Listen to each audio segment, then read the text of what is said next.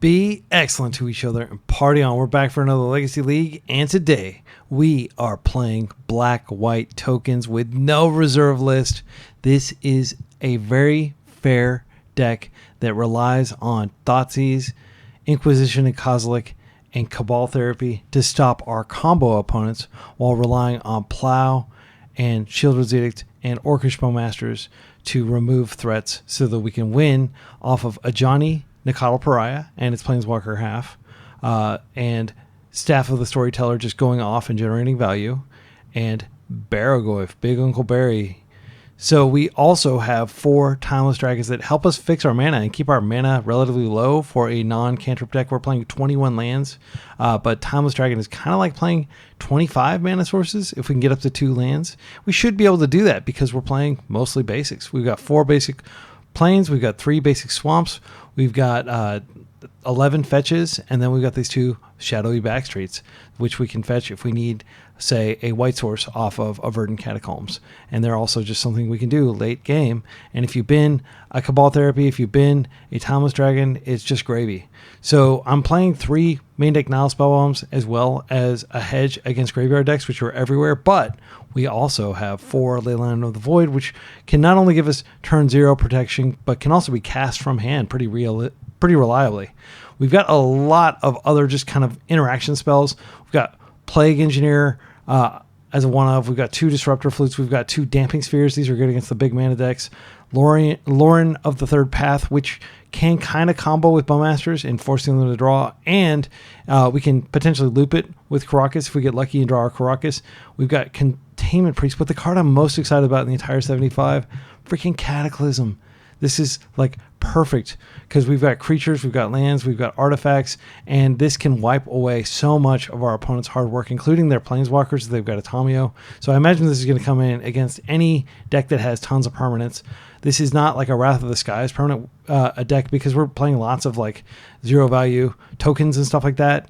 But this is very much like a, hey, let's Cataclysm and then I bet you we can kill you before you can rebuild type deck. So we're going to play a full 5 rounds. I'm not sure how this deck is going to perform. Again, this is like a $500 deck, maybe like a $400 deck. It's really inexpensive to build this list, and you can do this as an entry point into Legacy, and you get some practice with the play patterns of Legacy. And I'm going to continue to publish these no reserve list cards. So I just want to be very clear that I am handicapping myself seriously going in against who knows what full powered Legacy decks.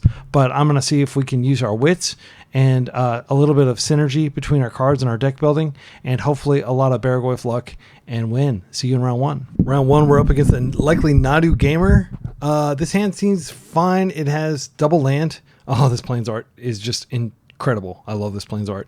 And it's got a Storyteller and a Bowmaster. It's got a lot of action. I'm going to keep it. We just need to find some more mana. I don't expect a Nadu deck to have Wasteland. Oh, well, they're on Ninjas, which also doesn't have Wasteland, but does apply a lot of pressure early. So we'll need Baragoyf to kind of claw back into this after we lose a lot of life. So we have the option of just going plains. No, that's not a good option. I don't think they're going to waste us. I'm going to go ahead and get deeper into my deck. Bin something that feeds Barrow. I think at this point we can bin land. We're likely to find more land. Again, I don't think they're going to... Like, these ninja builds, like, there's some weird groupthink going on. But, like, people love to brew ninjas this way. This exact way that they played it for, like, 2 years. I don't know why. I think the blue-black tempo version is better, but some people would argue that's not really ninjas if you're barely playing any ninjas. So here comes the ninja. This is probably going to be Yuriko. Could be Ingenious Infiltrate. What? Nothing? Oh my goodness, we're so lucky. All right. And you know the other crazy thing about their deck is sometimes they freaking play Daze. I don't know why, but they play Daze. They don't play Wasteland, but they play Daze. So there is a question of whether we should just go Staff here. Staff before Bowmasters is better. But if we Bowmaster and we kill this, is great. We have lots of other things that are going to create Staff triggers. I'm going to go for the Glory here. They probably had their own Bowmaster, but we don't draw that many cards. I just want to ping this and get a 2-for-1. Okay, we're in. That feels so good. This card is not Legacy playable, in my opinion, just because of Bowmasters. And they'll probably Bowmaster us back, but we're on like a black-white deck. We don't really care that much about drawing cards. All All right, and Undercity Sewer implies that they don't immediately have a Bowmaster, because why would you wait there? Fatal Push? That's fine. It's a 2-for-1, the very definition of a 2-for-1. And it's actually kind of a 3-for-1. Yeah, Orcish Bowmaster's too good. Okay, so let's see what ninjutsu creature they have here. This could be Kaito. That would be annoying. We do have Shield's Edict. All right. You're going to get us with Kaito. You're going to be able to draw a card, replace him. So this is a 2-for-1 for our opponent. But we are going to be able to edict, and I think we have to edict immediately. Like, I don't think we can wait. We could, in theory, like, chump here. They've filled up their graveyard quite a bit if they have Murderous Cut or Bowmaster or something like that. This does serve the... Like, this is way better than that Changeling Outcast, in my opinion. Like, you should play this, not Changeling Outcast, if you're going to play ninjas, like the traditional ninjas. All right, I think, Baragoyf is really good here. Baragoyf would be a 3-4. Kaito could stun it. There is the possibility they just have another Kaito in hand. I think we Ajani is my instinct. But I think we staff. I think I'm just going to staff, and then I've got lots of chumpers, and I can even draw off staff. Yeah, that seems right. If I had like a way to check their hand, I would probably just check their hand. They're not going to... Oh, wow. Okay, well, that sucks for us. They force negation. They've got that many force negations in their deck. Crazy. Okay, so I'm just going to block here, and then I'll at least deny them an attack. And then next turn, we can both Timeless, Dragon, and Ajani. I think it... Or, no, I'll probably Shielded Edict and Ajani next turn. So if they want... They're going to have to clear this if they want to draw cards off Kaito. I am going to definitely throw this in front of Kaito. All right. Thank you for your services, Orc Army. Yuriko coming in. Okay.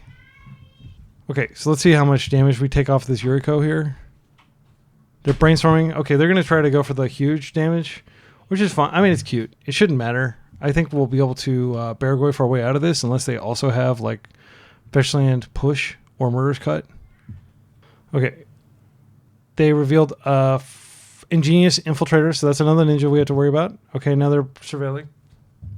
Yeah, I mean, they're getting serious card advantage, and we're not really doing anything because we're just playing spells every turn. So that Force of Negation was pretty impactful. Now they got the Ornithopter, which is basically guaranteed Ingenious Infiltrator. Gosh, I mean, we're starting to run pretty low on things we can do here. I think we do need to get rid of Kaito, and then we need to put 2 bodies on the table now with Ajani. I think I'm going to hold this for a potential Surveil later. Let's Shield's Edict first. This is the more important of the 2 spells. Now we Ajani. Don't have days, please. All right, we're in.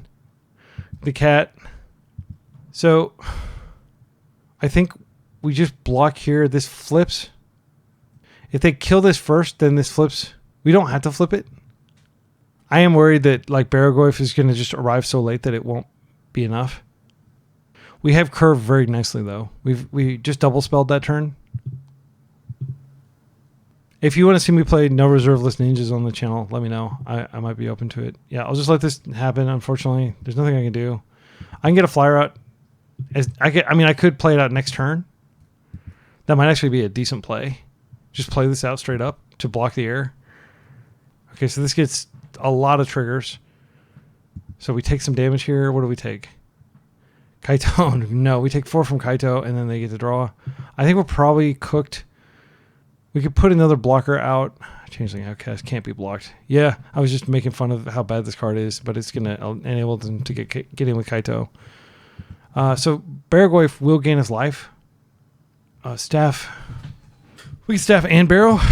That's a lot of items, but the Kaito coming in is necessarily going to be... So what they could do is they could leave this damage, and then they just bring this back, and so we can't fetch. Well, we just block this in the air with our staff creature. Okay, yeah, and then we gain life from barrow. So I'm going to go ahead and do this. Just going to go get a swamp. Unfortunately, we don't have good attacks. Technically I could attack with this, but they would just not block it. Barrow is more important that we resolve it. Do you have the force? So now that we have this flyer, we can't deny them Kaito. They could just attack with that and get Kaito and then stun this so we can't get in life. That would probably be good enough for them to win. Then they could just replay this and attack for the final 1 damage. We'll see if they see that line.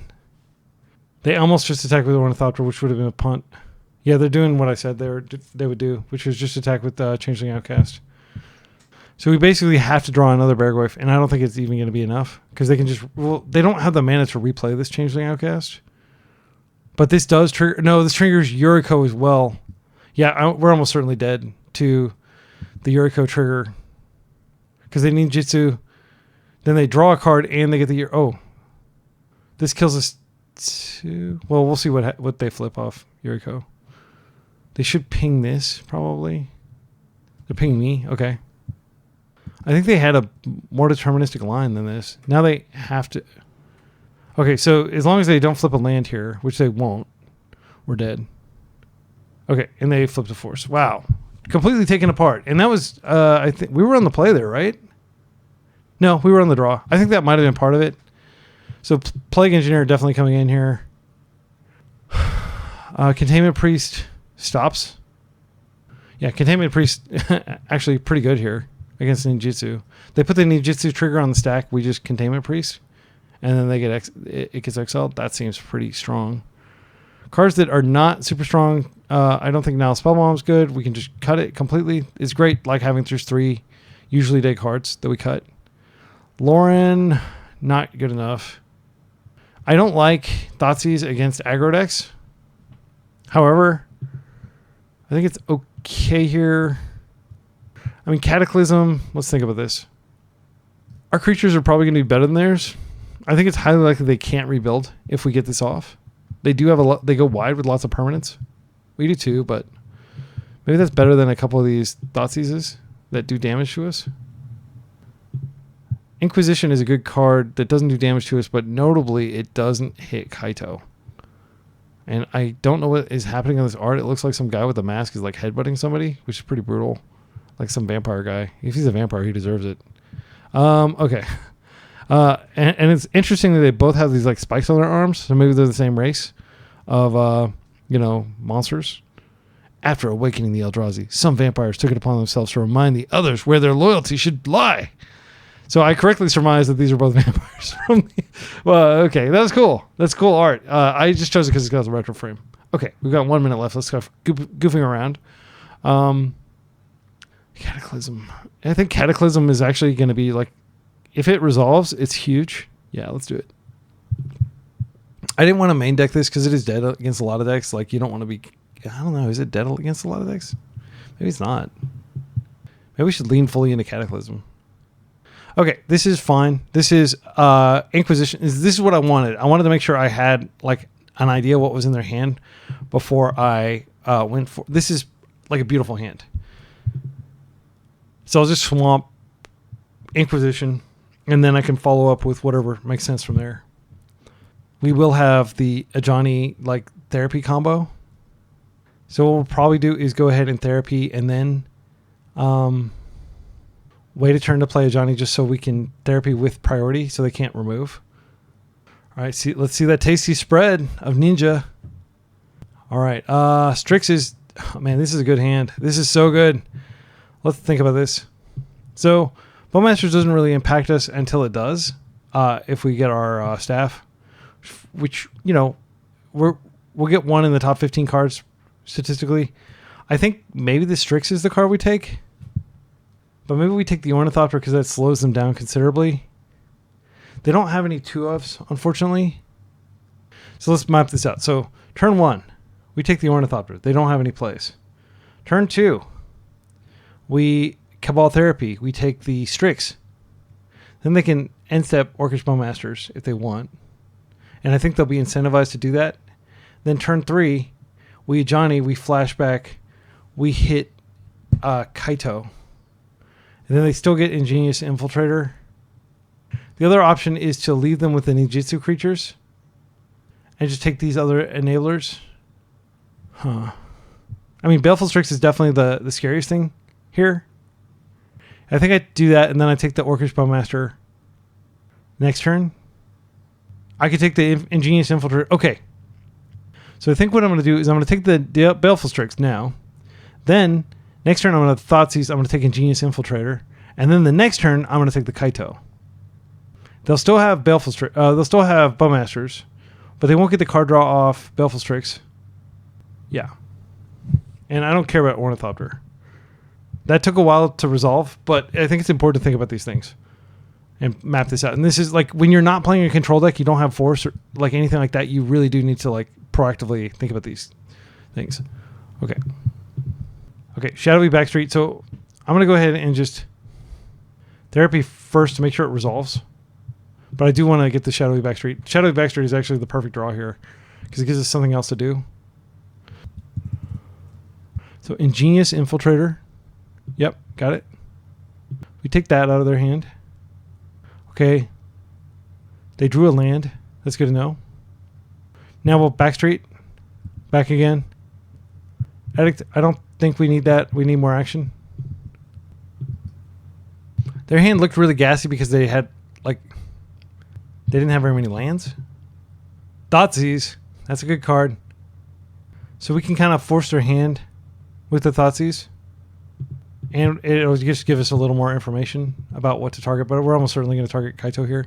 I think they're going to Bowmaster in response. Whoa, they didn't. Okay, well, I'll just take that. Now I'll go get a Plains. I think they should have Bowmastered, frankly. Ajani. This comes in. Now we therapy, and we're just going to name Kaito. Okay. Their hand is Harbinger of the Sea. I'm going to go ahead and create a cat. They can draw a ninja and attack Ajani if they want. We've got Shielder's Edict up. We're going to be doing the cat factory thing for a while. I can even do a cataclysm if I want to ramp up to that, if they don't apply any pressure. They do have the land, so they can come in, but they're taking themselves off double black if they do that. This might be them drawing like a Bowmaster or Torpor Orb. Yeah, that's not a big deal. Not a big deal at all. Like, I don't think it's worth playing because it shuts off your own Bowmasters. And Strix. Yeah, this is a terrible card. Why did you board this in against me? I think they fundamentally misunderstood what my deck's all about. Okay, so we drew another Plains, which is great. Their hand is exactly Harbinger. I'm just going to keep cranking out cats. Actually, each opponent chooses an artifact, creature, and an enchantment, and a planeswalker. Okay, so I think actually I might want to just plus here. They're not applying any pressure. And next turn we can Cataclysm and keep our Ajani. That seems good. And I can Shielder's Edict if they play. So if they try to ninjutsu a creature in, I'll Shielder's Edict the creature that they're ninjutsuing. This feels good. And it is all based on like proper planning with that initial Thoughtseize or that initial Inquisition. So they probably, yeah, they just scoop. What we were going to do is we were going to minus. They would get to keep this. They probably wouldn't keep the Torpor Orb. Oh, they could choose that as a creature, I guess. Let's see what we would have drawn here. Barrow. Yeah, that was. We probably wouldn't have Cataclysmed if we had the Barrow. But it was noteworthy that we were going to draw 2 more lands. Okay. So I think our opponent punted by putting in that card. But other than that, I don't disagree with any of their plays from that match. Yeah, I don't think Disruptor Flute is where we want to be. They have such varied threats. This is really a card for like show and tell type decks. Or one ring type decks where you just have to stop the one ring or you lose. Yeah, I like this a lot. And I think Harbinger is absolutely an atrocious choice. Like this shouldn't bring it in against our deck. Like, we don't have a single card that costs more than 1 colored pip, except for Timeless Dragon, which gets its own planes to pay for the second white pip.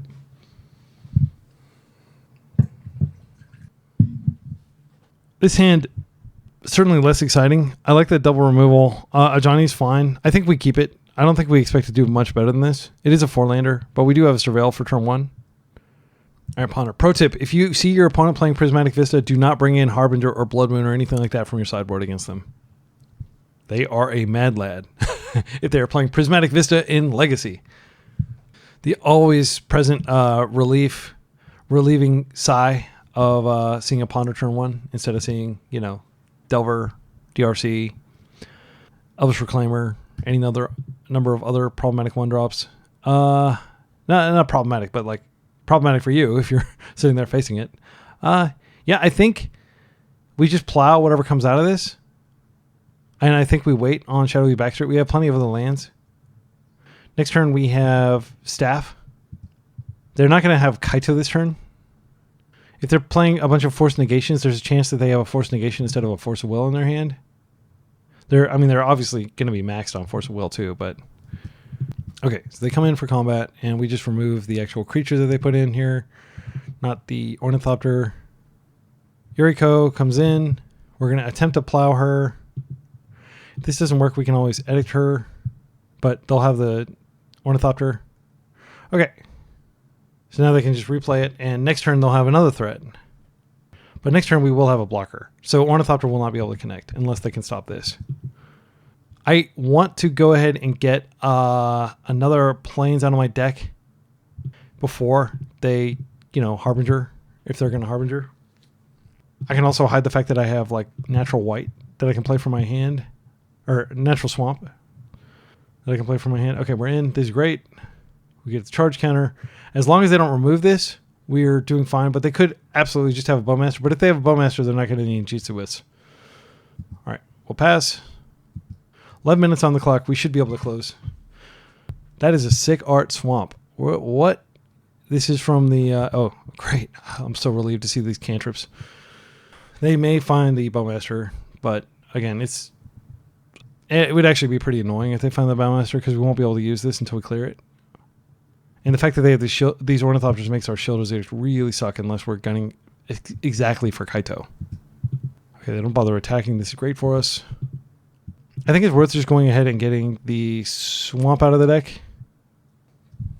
Yeah, just using these before they get access to... And then the moment they play the Bowmaster, we can just plus this. They're probably going to end step Bowmaster, which is irritating because that means that Ajani's going to be pretty weak. He comes in as I think a 3 loyalty. Yeah, so he can be potentially killed pretty easily. All right, we're just going to wait. No sense in attacking. We're the control deck very much in this matchup. Like the longer the game goes on, the better it gets for us. We start doing things like bring back... Yeah, I suspect a Bowmaster's here. I don't know why else they wouldn't have done anything. Okay. So let's just wait until the Bowmaster's on the stack, then we'll draw a card. Shieldred's Edict. That's actually... it's not that big of a deal. I was worried about Bowmaster here. We could see if we draw... I don't think we're going to draw anything. Let's go ahead and do it, though, since we have this window. Therapy. Yeah, that's good. So we had to sacrifice this, but we did get a 2-for-1, or really a 3-for-1 out of it. Unfortunately, we've not seen their hand. They're just hard casting Kaito. I love it. They're going to get Shieldred Edict, and they're going to get 0 value for that thing. I may just YOLO Therapy to see if I can name Force, because I definitely don't want that to survive. So they get this for the rest of the game. Their ninjas are bigger. It's not like a total 0 value Kaito, but... All right, I'm going to see if I can get lucky and spike Thoughtseize. We did not. I'm going to go ahead and fetch now. Let's get a Plains. No, I need double black. This is my other swamp. I think I only have 2 swamps in the list. I have 3. Okay, I'm going to go get a swamp. Is that correct? I can just play swamp out of hand. I guess I'm kind of worried that they may have Oppo. And we know that they potentially have Harbinger. So I'll get a swamp here. Now I'm going to go ahead and just name Force. They do have Force. They just showed me they have Force by... Yeah. That's crazy. That was a crazy punt. Now you have to force it. Okay. Their life total changed. I know they have Force of Will. Unless there's some way you can cheat and pretend that you... What? Holy guacamole, this game is freaking over. Oh my goodness, so freaking lucky. Good game. Wow, what a dramatic end to the game. We had nothing in our hand, but we did have the staff active, and we had therapy if they ever held a card or bounced. They can always replay this, but if they need to do something else back to their hand. Yeah, that was just an insane progression. I don't blame them for what they did, but I was going to name Force of Will. I think in the blind, you almost always name Force of Will. But I was going to name Force of Will just so I can ensure that I got the Shoulder deck through, and we did, and we won. That feels great. See you in the next round. We won on the draw, mind you, against a tempo deck, like kind of a tempo-y aggro deck. I'll just call it an aggro deck. Round 2, we're up against Reanimator. Sadly, I do not like playing against this deck. They haven't 5-0'd in a while, but they were playing with the tempo build. So I'm going to presume they're on the tempo build. Even though this has now Spellbomb, I just can't get behind it. It's too risky. Like, they waste us. We never draw a land. We've got 21 lands in the deck, but no way to find them. We're on the draw. Oh my goodness, deck. Well, we're going to mulligan again.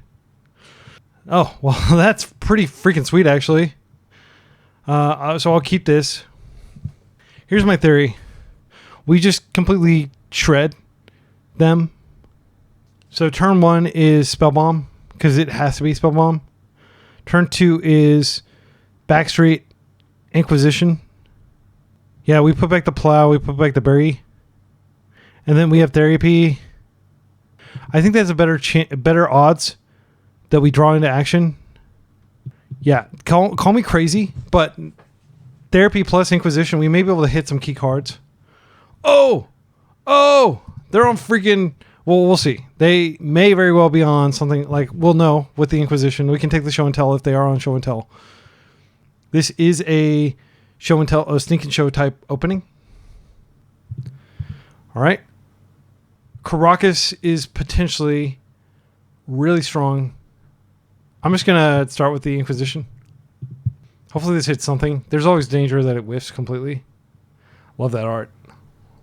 Oh my goodness. My opponent is after my, like they say, a man after your own heart. Like, that's precisely what's going on here. So we're going to take the Daze, and then we're going to Therapy the next turn. And hopefully they don't have a blue card for Force, and we're going to strip these Mentors. Oh my goodness. I love Montessori Mentor.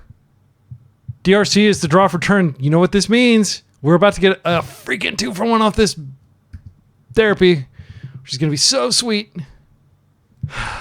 Yeah, it's guaranteed. They didn't draw blue. Let's go ahead and just take our time. Blah, blah, blah, blah. Our opponent doesn't know that they're completely screwed here. All right, that goes in the yard. Doesn't help us find a white if they waste us. All right, and then we just Therapy. Oh, I wonder what I'm going to name. I can never spell monastery for some reason, so I have to like find it. I don't know. It's like the vowels are weird. Monastery. Okay. All right. So we take those out, and they have Force Tundra. They do not have Delirium yet. We've got Nalspalm to deal with Delirium. That'll cantrip, and it'll get us to the next thing. Okay, Ponder is the draw. So they are going to get a Delirium crack most likely. They just need a land. Oh, they can fetch, and then they'll have it. But then we nuke their graveyard. I might Thoughtseize before, just even though it deals damage, just to ensure they don't force the Spellbomb, because that would be annoying if they were able to force it. Brainstorm again. Okay, yeah. Put all your spells in the graveyard. That is totally fine with me. They may be putting back Force at this point, because I know about it, and that's a liability. They played a land, so we don't have to worry about them wasting us this turn. I wouldn't be surprised if they were playing not only Monastery Mentor, but like a whole bunch of Baubles and probably Core Steel Cutter. 2 cards in the grip. They're fetching. Just going all in, which I love for my opponents to do, into my controlling gamer clutches. All right, we'll take the 3. We are going to drop to 15 after this Thoughtseize. But it is so worth it. Oh, that's so good. All right, let's Thoughtseize them first. Then we'll just take whatever card remains. Yeah. I don't even need to bother taking that. I think we do shrink this down. I think that's better than playing the Coddle this turn, because I want to mitigate life loss. I'm a coward. That is seriously bold, keeping double Force in your hand when your opponent could have just Therapied you. So we'll be drawing our card here. Incidental Graveyard Hate, very strong here. You've got a 1/1. We've got a Timeless Dragon that we can use next turn. Go get a land, and then we can Pariah. Play a land, please. Okay, so they may have force, but it's not that big of a deal if they do, because we've got Thomas Dragon coming back. I think I hold. Yeah, I'm just going to go like... I could have Ajani and then Caracas if they try to interact with it. I think actually it's fine to just end step the Thomas Dragon, since we drew that land. Would you like to force this?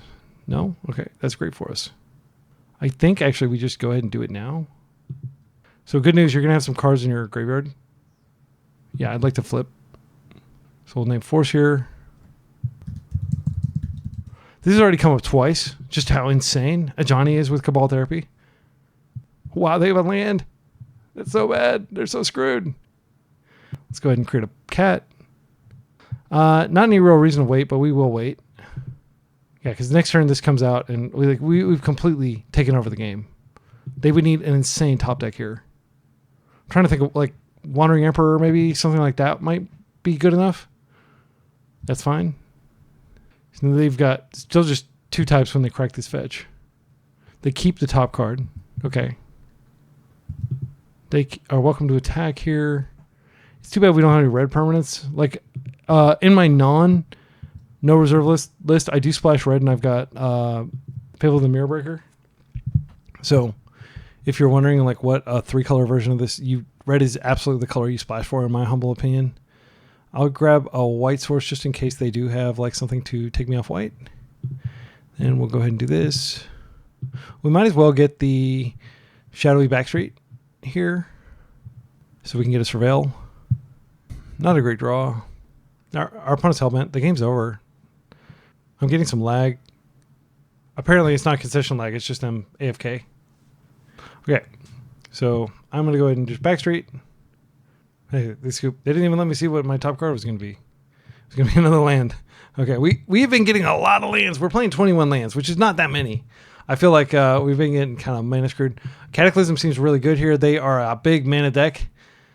Leyline of the Void can come in against DRC, but like I suspect that it's not that big of a part of their deck.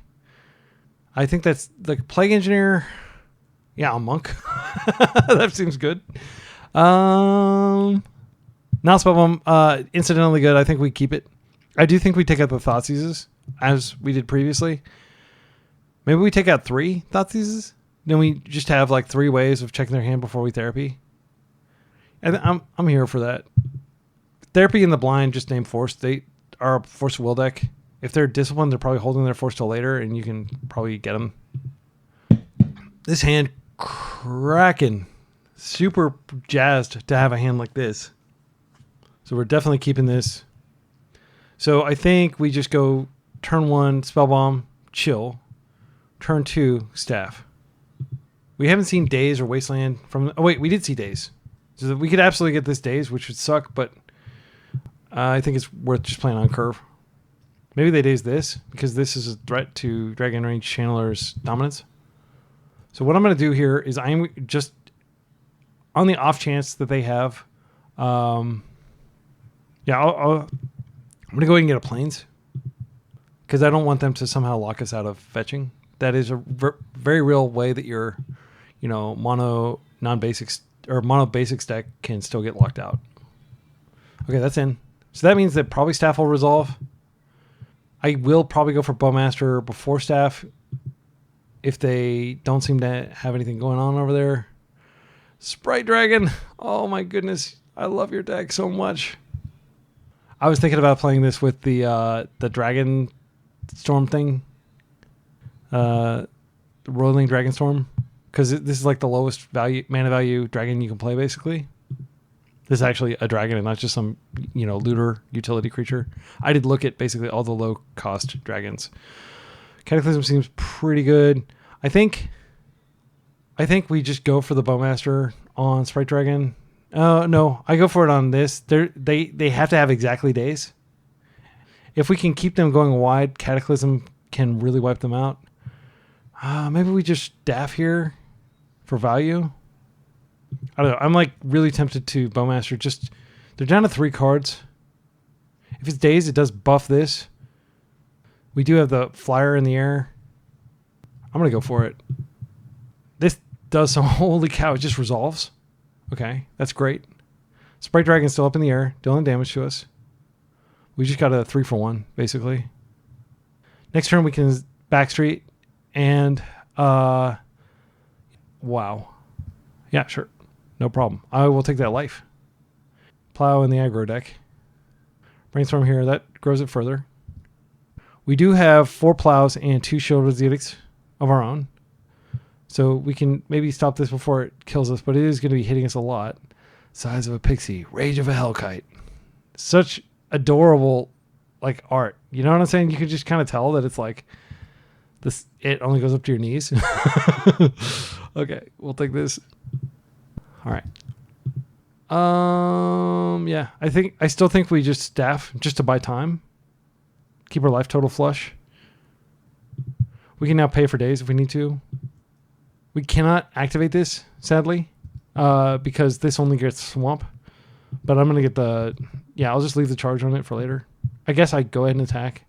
It's not of merit to hold back. Too bad, like, they're not drawing enough lands, because Cataclysm would be good, but it's not going to be good if, like, we're wiping out 3 of our cards and they're only losing 1. Predict. Okay. I do think I'm going to start chumping this Sprite Dragon when I can. They're going to look at the top of our deck. I think this is a bad play. Like, why would you predict us? You're much more likely to correctly name a card when you know the contents of your 75. What? They actually... Oh, they named Fatal Push. Okay, good. Okay. I was like, why do but they will mill no matter what. Okay, so this is coming in. We could just take it this turn, and then next turn it's probably going to be even bigger. I think this is fine. I'll just take it. But they could clear this and do damage. Yeah, I'm going to just save the 4 life while I can. I'm a coward. They have enough stuff in their graveyard that they could murk. I think it's probably worth just cleaning up their graveyard instead of backstreeting. Backstreet does give us a second white source, though. Yeah, I think I'm going to backstreet, and then what I can do is next turn I can Ajani. It's so good. So we don't know what's in their hand, but I can use this anyway to flip Ajani, and that will distract our opponent. That will also create a bunch of... Yeah, I think what we do here... I'm going to start with Ajani. Okay, now I'm going to force. This gives us a token trigger. Or I'm going to therapy, rather. I can't force because I'm not a blue deck. I'll sack this cat. I'll use the ability. I'm going to name Force of Will. Our opponent does not have it, but they do have double Mentor. That's scary. Okay, so options. I mean, we could potentially draw another therapy, and then we could just completely destroy their hand. The odds of that are very low. I think it's worth trying. Oh my goodness! Oh my goodness, this is not fair. This is not fair. Our therapy luck is so insane. Holy cow. Oh my goodness. Our opponent is going straight to the Shadow Realm. Holy guacamole. This is the most lucky I've ever been. Oh my goodness. My opponent's got to be so tilted right now. Oh my goodness. That is so insane. I mean, they're not dead, but like, that is such a swing. We just got 4 cards out of their hand. Let's create a cat here. Oh, and we get another. Yeah, I mean, we're going to Value Town, friends. We're going to Value Town. Like, the Merc would be a good draw here. I didn't hit their graveyard. I probably got greedy and didn't hit their graveyard. That is another spot. They're probably going to have to attack Ajani here. I don't know if they leave Ajani. They could leave Ajani. Yeah, we're like, I mean, even though we just got like a 4-for-1. Yeah, we're not necessarily out of the woods yet. Oh, okay, good. They're killing Ajani. That's great for us. So I'm optimistic that we're going to draw so many cards over the next few turns that we're going to get rid of this.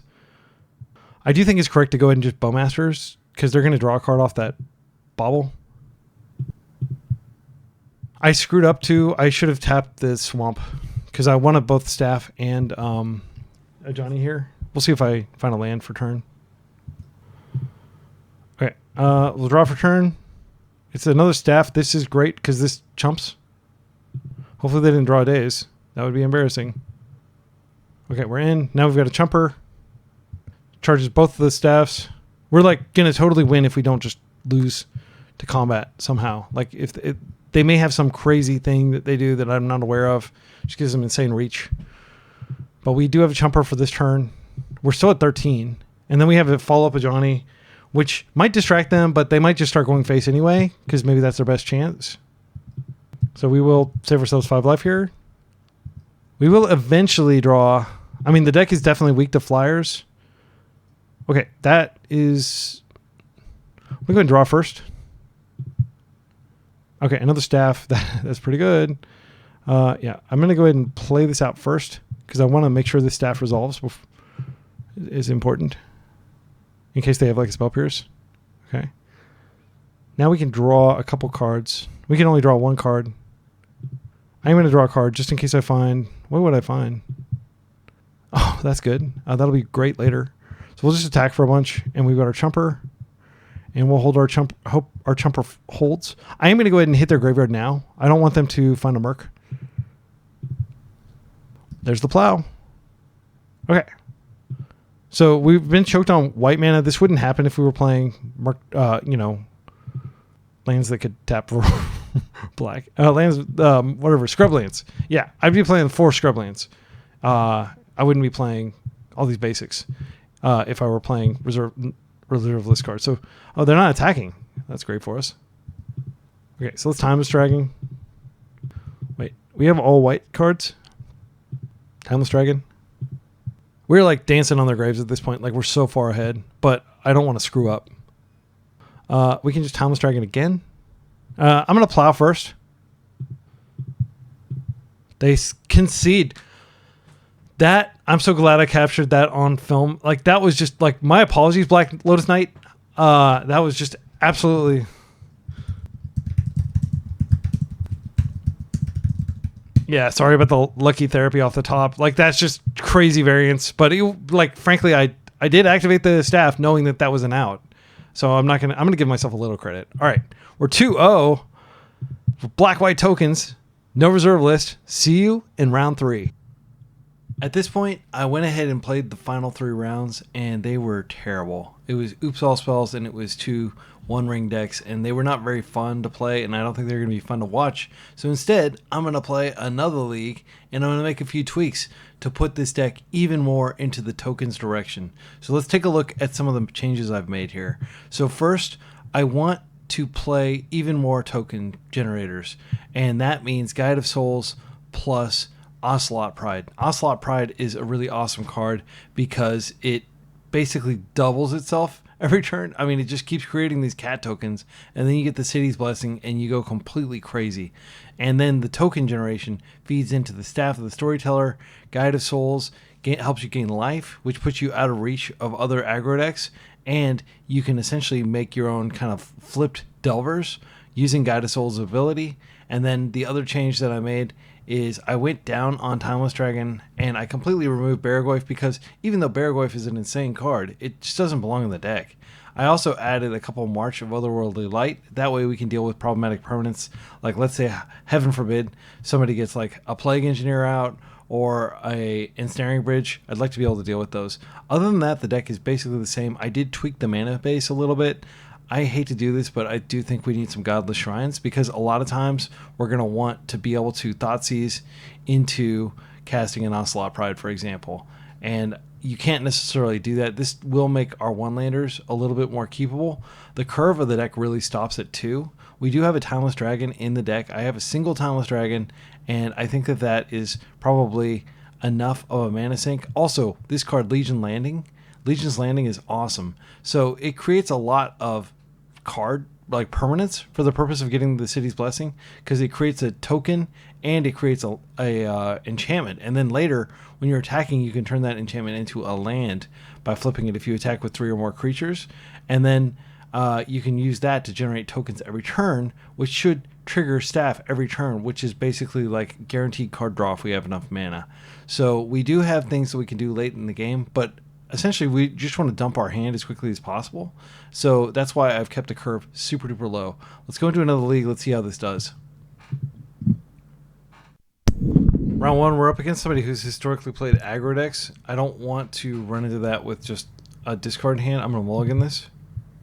This has not enough lands. This is not a great hand, but it does have some early action. So what I'm going to do is I'm going to put back the therapies. We don't have a way to turn them on. And I don't want to just like... So we have to put back 2 cards. We could put back...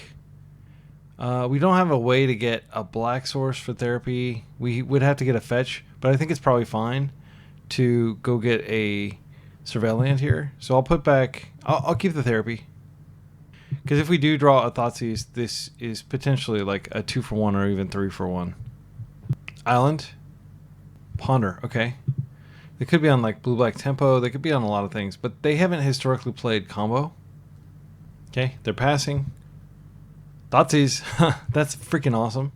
Well, I'm about to take a ton of damage, but I'm going to do it. So I did put the shock lands in for a reason. Situations like this where I have double white fetches and I don't have a way to get it, and I do want to take a game 1 action. Yes, I'll pay the life, and I'll pay 2 more too. We're going to go to 15. All right, this is pretty good to see. They have 1 more land. Narset is not that big of a deal for our deck. If we take the Bowmasters, we make it harder for them to early Kaito. I think that's probably the line. And then we can Kaito... We can get rid of Kaito next turn. Yeah, I'm going to do that. Bowmasters is really good against our deck because it shoots our creatures. So they are on blue-black control of some form. They could be on Grixis control. All these cards are in James Kisal's list, who plays Grixis control.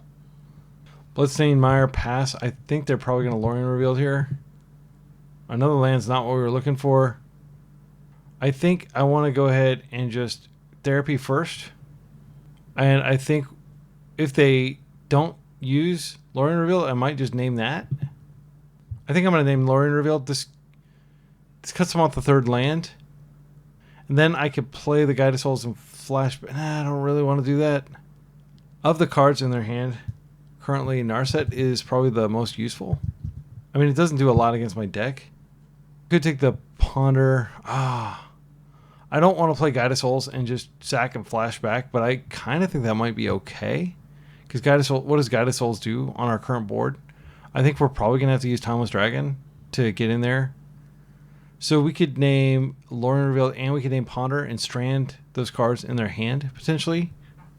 I'm not sure if that's a good game plan, though. Guided Souls will do stuff. All right, I think I've convinced myself the scariest card in their deck is definitely Kaito. Like, of the cards they're showing right now. So I could just take that and let them have the Narset. I think I'm going to do that. And then I'll just therapy them later. Holy cow, they have double Ponder. I mean, that's tempting for sure. So their hand is... I mean, to basically turn this Guided Souls into a 2-for-1, that feels pretty good. And then they just have Narset. And they can't stop it, is the other thing. It's like a 1-mana hymn. Yeah, I think I'm going to do it. Then next turn, I can go get Timeless Dragon, but the fact that they have 2 of those in hand makes me want to go for it. Unfortunately, Guided Souls was born to die, but it's worth it. Our deck doesn't get a lot of 2-for-1s, and we'll take them where we can get them. They've got a really stacked graveyard. If they do find a... yeah, and we're... Actually, Timeless Dragon can come out next, like the turn after next. We can do it on curve. Okay, they're using Lorien Revealed to get a land. So they're not going to really be doing anything. They might surveil. Underground Sea. Okay. Hand is Narset 1 unknown. I think Ocelot Pride is fine. And then we can instep surveil or Timeless Dragon Cycle. I think we're... Yeah. I'm just going to play it out. And it is... risky because we do know that they have Bowmaster in their deck, and if they get a Bowmaster out, it's just a 2-for-1, and there's not a lot we can do about that. It's pretty scary. Okay, I think they have a freaking Bowmaster. Please surveil. Please don't Bowmaster my guy. Oh no, they drew the freaking Bowmaster. That's so unfortunate. Yeah, well, we're gonna Timeless Dragon here. Oh my gosh, the humanity. We got a 2-for-1, and now they got a 2-for-1. Now they have tons of mana too. So Narset comes down. Yeah, this is falling apart quickly. I don't think this Timeless Dragon token is going to be enough.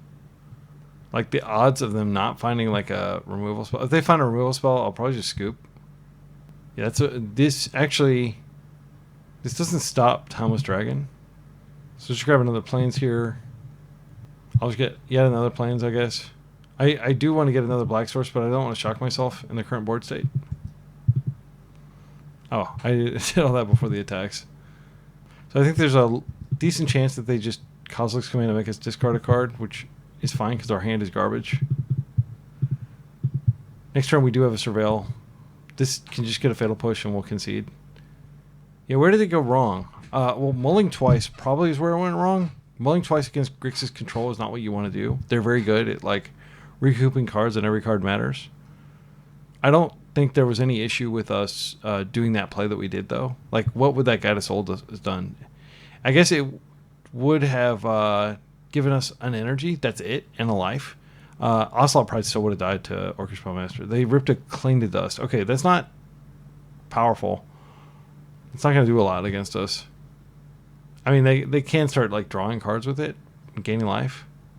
They cling our Thoughtseize. They don't have attacks. We are technically racing them if we don't draw any cards, which we're not going to be able to draw cards because of... I'm going to leave Narset there.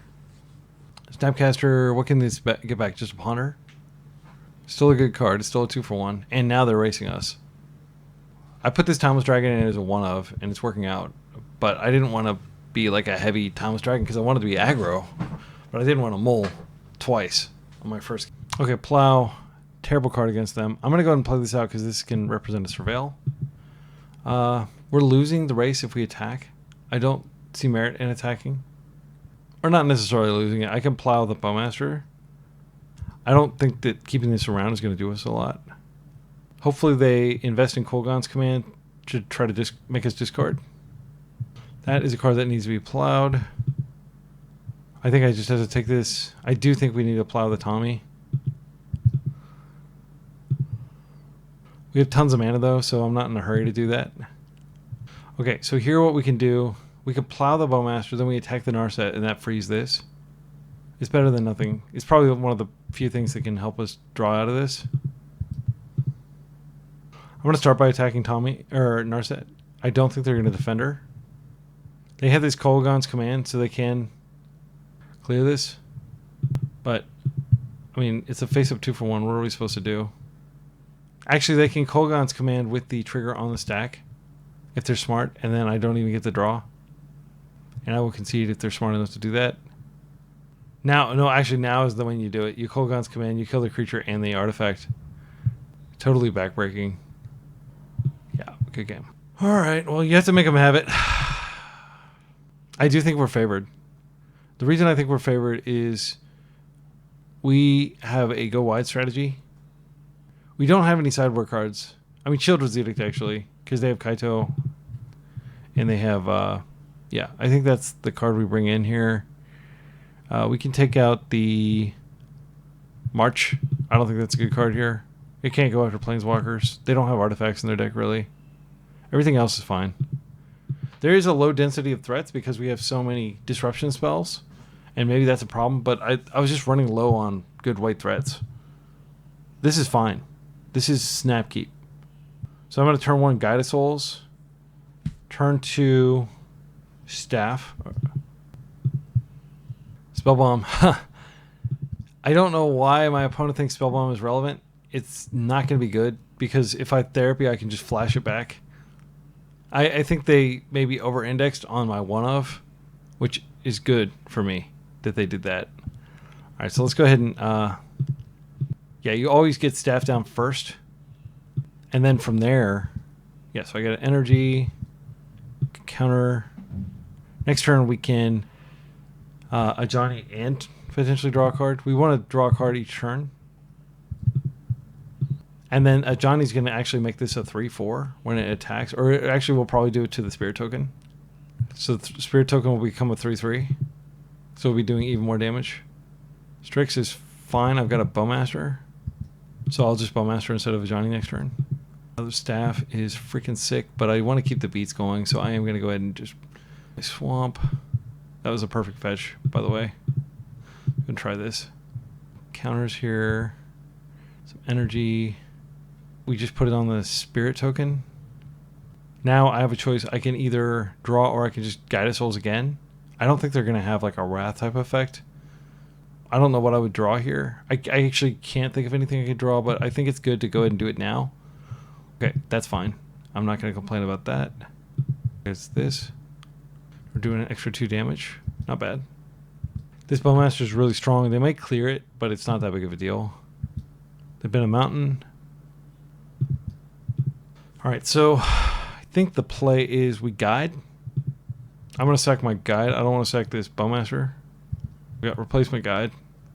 Can you imagine the tour guide gets mauled by someone like a mountain lion and then just another one jumps out? Hey, nothing to see here. Business as usual. All right, so we don't get an energy for that. They're tapped out. I think it's good to go ahead and draw. I want to make sure I do that every turn. Okay, we're ripping some lands. Let's just go and get some planes, I think. I do want to use the mana to staff here. This charges the staff as well. Gives us some energy. We're going off. I don't think they're likely to catch up. They might be able to. They do have a lot of 2-for-1 type things in their deck. All right, let's go to combat. We need to watch our clock too, since I'm new to this deck and because I'm a slow player in general. But they're already at 9. Okay. I think I want to go ahead and just Ajani here. This will. I want to make sure that we don't do this until the Bowmaster is on the stack. So this comes into play. We're getting a bunch of, like, if they somehow manage to clear our creatures, we're still in a really strong position as long as they don't have exactly Bowmaster. Okay, so now we're going to go to combat and I'm going to buff this other spirit token. And if they try to Bowmasters, I can just respond. They could have 2 Bowmasters. Let's see. That's 1, 2, 3, 4, 5, 6, 7, 8. If we attack with all of them, that's death. I think we do that, and that forces them to Bowmasters here. I'm going to go ahead and do this because I suspect they're going to Bowmaster one of our dudes. Okay. Do you have a response? Snapcaster. Okay. You can shield redict us. It's not going to change anything. Actually, this could keep them alive if they each sacrifices a non-token creature. I'm going to sacrifice Ajani here. I'm going to go ahead and draw. I'll go ahead and draw again. Just in case I draw. Okay, Inquisition of Kozilek. Yeah, we don't actually. Okay, this resolves. You can sack Ajani. So they'll probably block this, but they're going to take a ton of damage. Go ahead and look at their hand. Next turn I can therapy them into oblivion if they somehow survive. Clean the Dust gains them life. Brainstorm changes the texture of their hand the most. Yeah, they scoop. Okay. That's more like it. But that was on the play. And we did have a really good hand with like exactly 2 lands and lots of creatures. I can't think of any changes we need to make. Let's do it. I'm thrilled that we're getting to play against real decks instead of just oops all spells and stuff in one-ring decks. Like actual decks that are not just abusing the fact that Wizards refuses to ban things. So that was pretty much a showcase of exactly what this deck wants to be doing in my mind. This hand is freaking solid. Ajani sees Ajani, so he turns himself into a planeswalker. He kills himself, and then like he's like, I will avenge you of myself. All right, yeah, this is a perfect hand. Perfect hand. I mean, if I could change one of these lands into a creature, I would. But like we've got the best removal. Yeah, that's another card that doesn't do anything against our deck really. Again, I think our opponent's probably over-indexing because what we showed them. Yeah, I'm going to go ahead and just grab a plains here, and we will just take it nice and slow in case they have a Blood Moon. You'd be crazy to bring in Blood Moon here, but you know our opponent did bring in Now Spellbomb. All right. I think I'm just going to go ahead and just Ajani here. And I can't attack. They could like ping and block. Yeah, let's go ahead and do this. They could also like just counter this straight up. So that's 2 energy. So we could just wait. Attacking for 1 doesn't seem like a big deal. Because like Bowmaster, they block ping and just lose this thing. It doesn't seem strong enough. If they kill here with Bowmaster, I actually can't, because it comes in with 2 loyalty.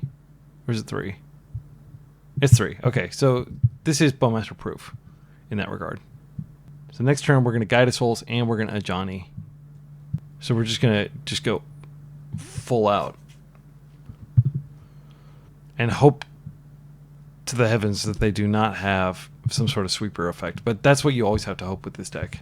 You're always going to lose to, you know, the one they would have would probably be, yeah, that's fine.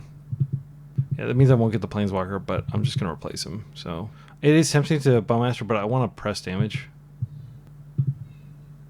I'm going to go get a Plains here. Guide of Souls. Ajani. This is going to give us a lot of energy. Oh my goodness, this is disgusting. Look how much energy we're going to get. We're going to be able to attack for a lot here. Okay, let's go to combat. And I'll just buff them both. Buff the cat. Buff himself. Take 7.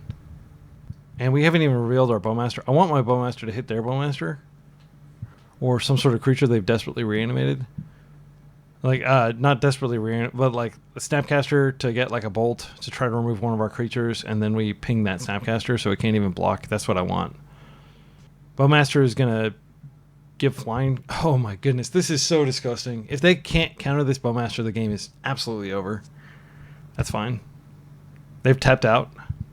So they better have force or the game's over. I think we're going to get a lot of damage here. That's a good card too. I'm going to play this out. Guess I'll pay the life. Let's go ahead and do this now.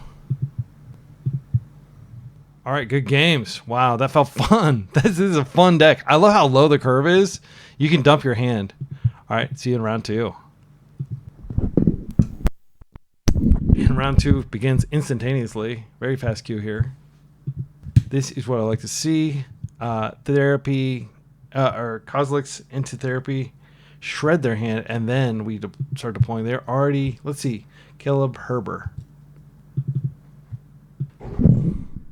Unfortunately, it's another Oops All Spells player, so we're probably going to lose this first game, but I'm going to keep this. I mean, like, if they don't go for it, if they respect the fact that we could have, you know, a force, which I don't think that they're supposed to. I think they're just supposed to go for it.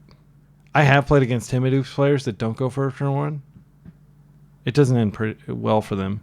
Like, I think if you're an Oops player, not to give Oops players advice, but you should always go for it. I think the deck is likely to get banned. Oh, this is not Oops. Oh, thank goodness.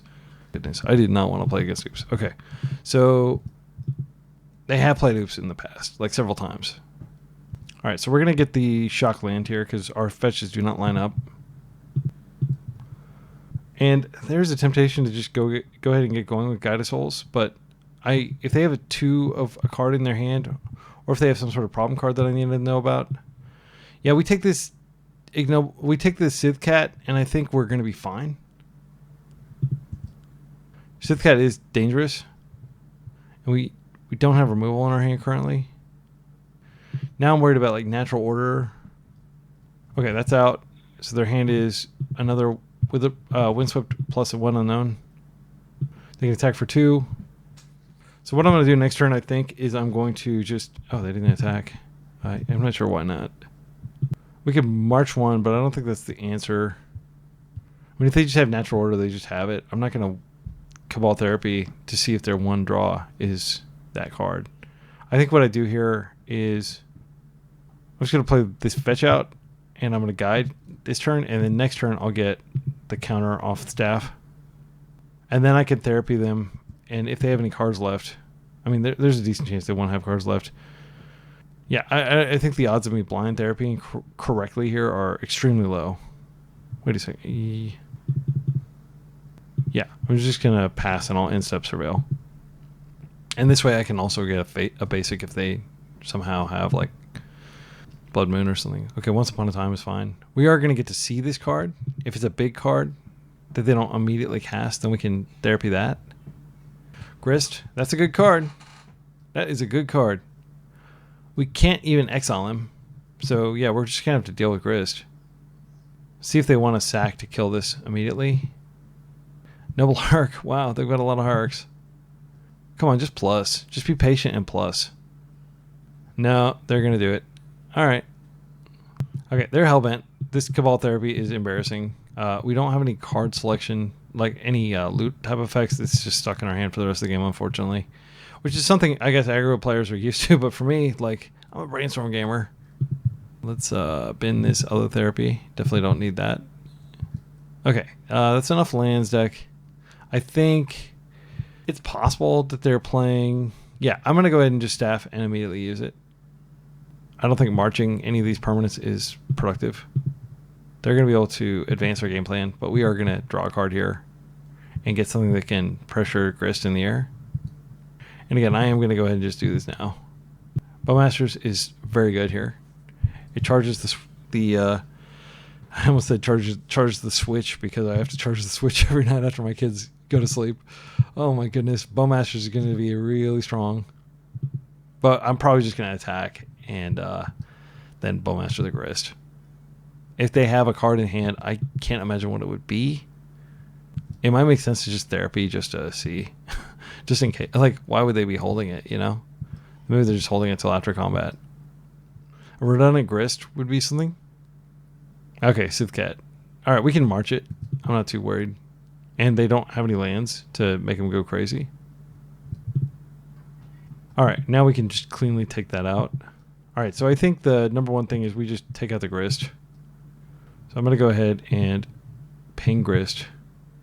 And the fact that we drew so many lands works out fine for us here. Charge that. We will attack Grist. Turn off their token generator. No reach among those permanents. Now I just want to draw a card first. Oh, that's so good. Now I'm just going to go get a plains and we will go ahead and just plow this now. I guess we could wait. But if they get a trigger on the stack, then it's not good. So, like if they're able to put a trigger on one of their creatures. All right, and now we just wait and see if they have natural order. I think that's the only thing that saves them here. Okay, that does attack for a lot. Letting it through. Block later. I do have a card in hand. What would it be? I can't fathom what that card is. It's probably some instant speed like removal spell. I want to peek. I don't think we're in danger of dying here. I'm going to try. Ah, guys, Cradle. You got me. Okay. Staff comes in. We charge, double charge. I'm going to go get a plains here. I'm going to draw a card, and then I can... Okay. We do have a good attack in the air. I think we take it. They're not going to be able to come in with everything, because these... Yeah. So we're still dead if they have like some crazy card, but we can, if they attack with either of these, I believe we can just march them. It doesn't say non-land. It's a Cradle. All right, I'll just let that happen, and then I think I'm just going to march it. I don't want to chump. Okay. And we've got at least one card, but like almost everything, like Legion's Landing, there are lots of cards we could draw that would be really good here. Yeah, that's not one. Let's see what we draw here. Ah, come on, deck. Well, I think it's fine to like just attack with the two flyers, and then we just chump with the token. We will eventually get out of this situation. Like our deck's not going to give us land again. Hopefully, it's unlikely. But like, yeah, here's endurance. Yeah, I mean that is a card that they would have held there. That was dumb of me to attack. They're going to take one, and then we're going to lose a creature, and then now we're actually under, potentially lethal pressure. They'll probably just attack with the endurance, and I'll just chump with that, but if they attack with both, then I kind of have to... I'll trade with the Dryad Arbor and just take it. Yeah, I don't think that was necessarily wrong to attack, but I'm embarrassed that I didn't anticipate endurance being the card in hand. Okay, so endurance comes in probably. Yep, I am definitely going to block this. And I'll keep this just in case they have like some incidental card draw thing. Being able to poke one of their dudes would be great. White is quite terrifying. All right, deck. We need like another Bowmaster or another staff or something other than a land, please. I can't believe we lost this game. Well, but we almost certainly did. So I'm just going to chill. I can block the white. The white is actually a 2/2. I can block the endurance. They may just attack with the endurance. I didn't even play a land. I actually think we may only have... Yeah, we have like a Godless Shrine. I don't know. I'll hold these cards to look intimidating, but I'm not going to bother playing them. Talon Gates, they can phase out one of our dudes. Now they can attack for lethal. Yeah, my opponent does combat math correctly. Good game. Wait. No, we can block the endurance and survive. Actually, we could just block the freaking Dryad, but that goes to the graveyard after combat. Sacrifice. Yeah, I think I have to block this. All right. And like a Bowmaster, a freaking staff, like there's so many cards our deck could give us here that could maybe help us survive. Come on, deck. Ajani does it. Ajani's pretty good. So we get 2 charges. We could just therapy to get Ajani, and Ajani creates the token. Let's see what we draw first. Thoughtseize, not good. Staff activates for Legion's Landing. This is actually pretty chill. This gives us more tokens. We would absolutely have the City's Blessing and probably win the game if we find that other card. So now charges. So there's like if we sack him or if we flash this back, we get another cat. We've got another Johnny on the table. They may have to be distracted by attacking that. This has lifelink, which is kind of nice.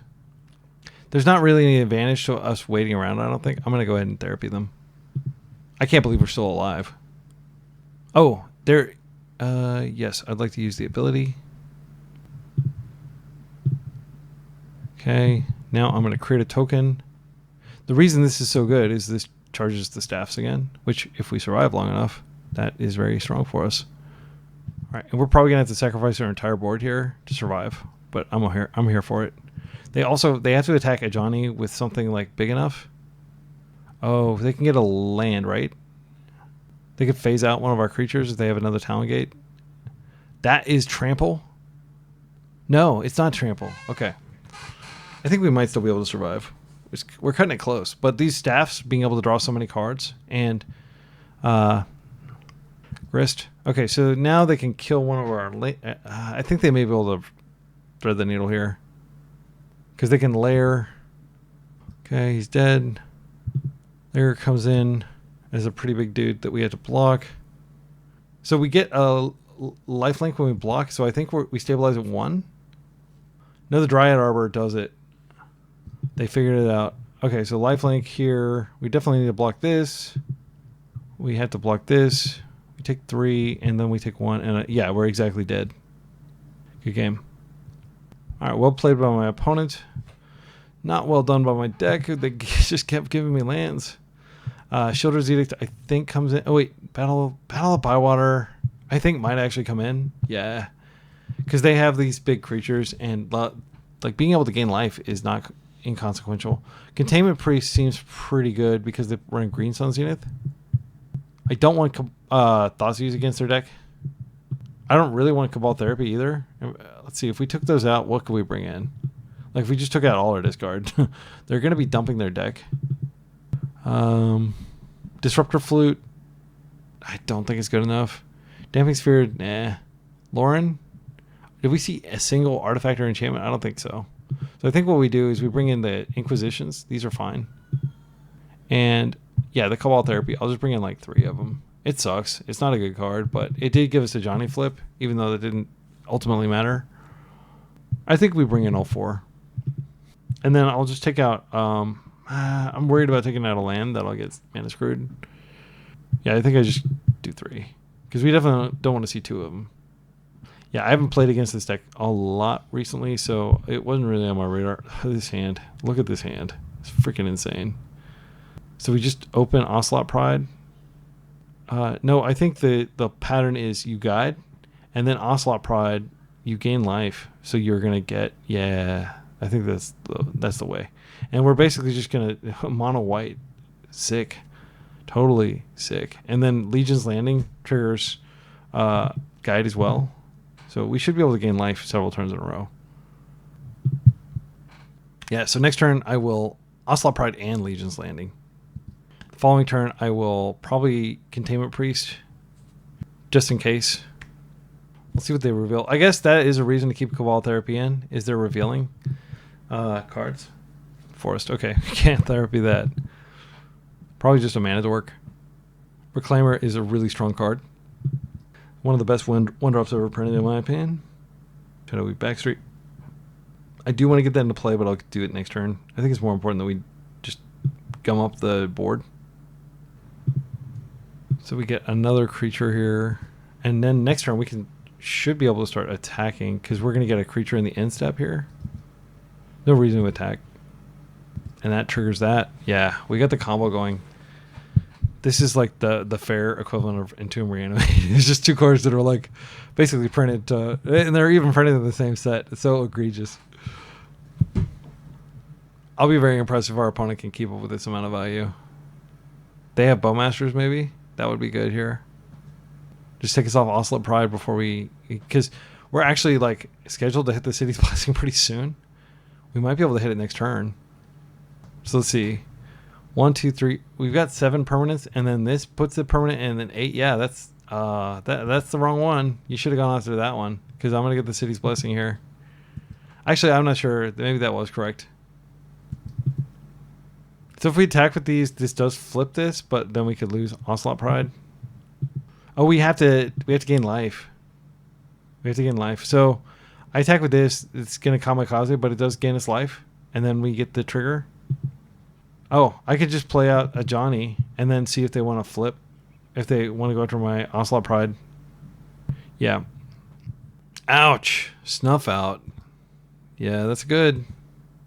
Now I don't have the option of doing any of that stuff. Wow, Snuff out was so strong there. All right, so we're going to Shadowy Backstreets back again. Dump a land, hopefully. If we dump a Therapy, yeah, it's actually really strong, because then we can flip Ajani. I want this for sure. It's not the strongest right now, but it'll be strong later. Next turn, we could...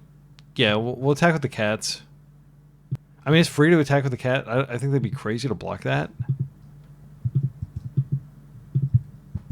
Sure. I'll take an Ajani. Flipped.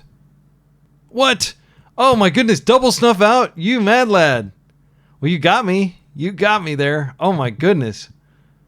They're doing some serious damage to themselves. Next turn, we do have Guided Soul, so we can put Flight on probably this dude. Could I lose this game? My goodness, it's freaking crazy. Bajuka Bog, that's not a big deal. Yeah, I think I'm going to put the power on Vampire. I'll hold the Containment Priest just in case they do something. I guess I could play out the Shrine tapped.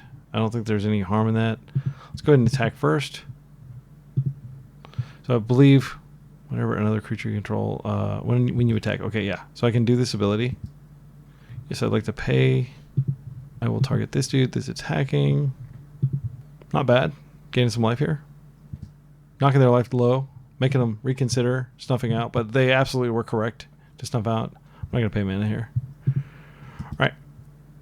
We got tons of chumpers. They're going to need some miracles. And those miracles usually start with like searching their library for something. Hierarch, you are welcome to attack me for 3. I think I probably do just put in the Containment Priest here. Except they don't have like instant speed, search their library. I don't care about Dryad Arbor. They may go get a Dryad Arbor in response, which is the correct thing to do in my humble opinion. But I don't care about it. I just want to get this power on the table. Get my Guided Souls trigger. Use my mana efficiently. Next turn we will have the potential for Legion's Landing. But I don't really want to attack into these. I'm just going to use my flyer. I think there's a decent chance. If they go get the Dryad Arbor, that means they can't Endurance.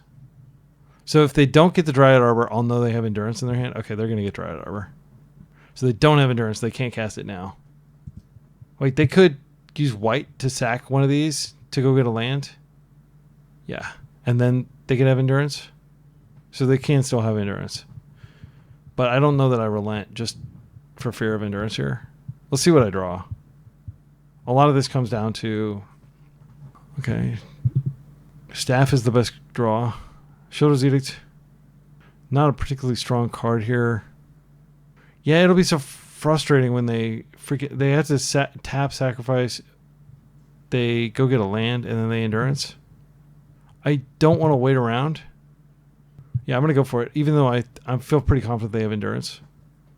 Because if they don't have endurance, like, am I just going to wait forever? The game is getting better for them the longer they play. Don't have it. All right, we're so lucky. I was so afraid of endurance there. I don't know that it's getting better. I think it is correct for us to just go ahead and do this now. They're just going to sack the Dryad Arbor. Okay, they're going to go get a land. Cradle. All right, I have no idea what the last card in their hand is, but I hope that Containment Priest stops it. What? They sacrificed the Reclaimer instead of the Dryad Arbor? That's crazy to me. Why not sacrifice the Arbor? It's not a token. There's no practical reason for me to block at this point. Come on, staff. Therapy. I mean, I guess I could therapy just name Endurance. I'm trying to think of what else they would cast. If they let it resolve, then I'll assume that they don't have Endurance in hand. Okay, so I think Green Sun is probably the most likely card they have in there. Natural Order would be another one. They do have Natural Order, and they have Atraxa. Okay, they're not going to cast Atraxa, but Natural Order is scary. They're going to be at 1. They would have to draw something, then they clear this. They go get their thing. I've got so much life, I don't know if they can actually kill me. Let's see, we could get some force blocks here. Let's see, we attack with everything. They're just dead if we attack with everything. Because we get 3 in the air and we get the other one through. Yeah, I'm just going to attack with everything. They could white here. They have to sacrifice a creature to do that. Yeah, I hope I'm not crazy here, but it seems good. It flips the Legion's Landing. Then we get a token and we can use it as a blocker. Yeah, creating the token now doesn't matter. They have to double block here. So they're not actually dead. Unless they don't block here. If they don't block, then they're dead. They're dead. Unless they have a way to gain life. Oh, they're going to phase out one of our creatures. That's fine. Yeah, I didn't think about the fact that they could do this. Maybe I was a dum-dum. Because they could just draw another Natural Order now. Because that phases out. They lose 3 life. They go to 1. They can no longer fetch. I'll create it. I'm going to flashback therapy here. Naming Natural Order. Okay, they have an Atraxa, and we're passing. They're super duper dead. Unless they want to chain that again. But next turn, assuming I draw I can just create a creature and then I can give flying to this if I keep it around. And I don't think any reason I wouldn't. I am a little worried about the time. This has been a really long, crunchy game. Yeah, you can take 5 off my life. I'm cool with that. Alright. Now you got to stop 2 of these.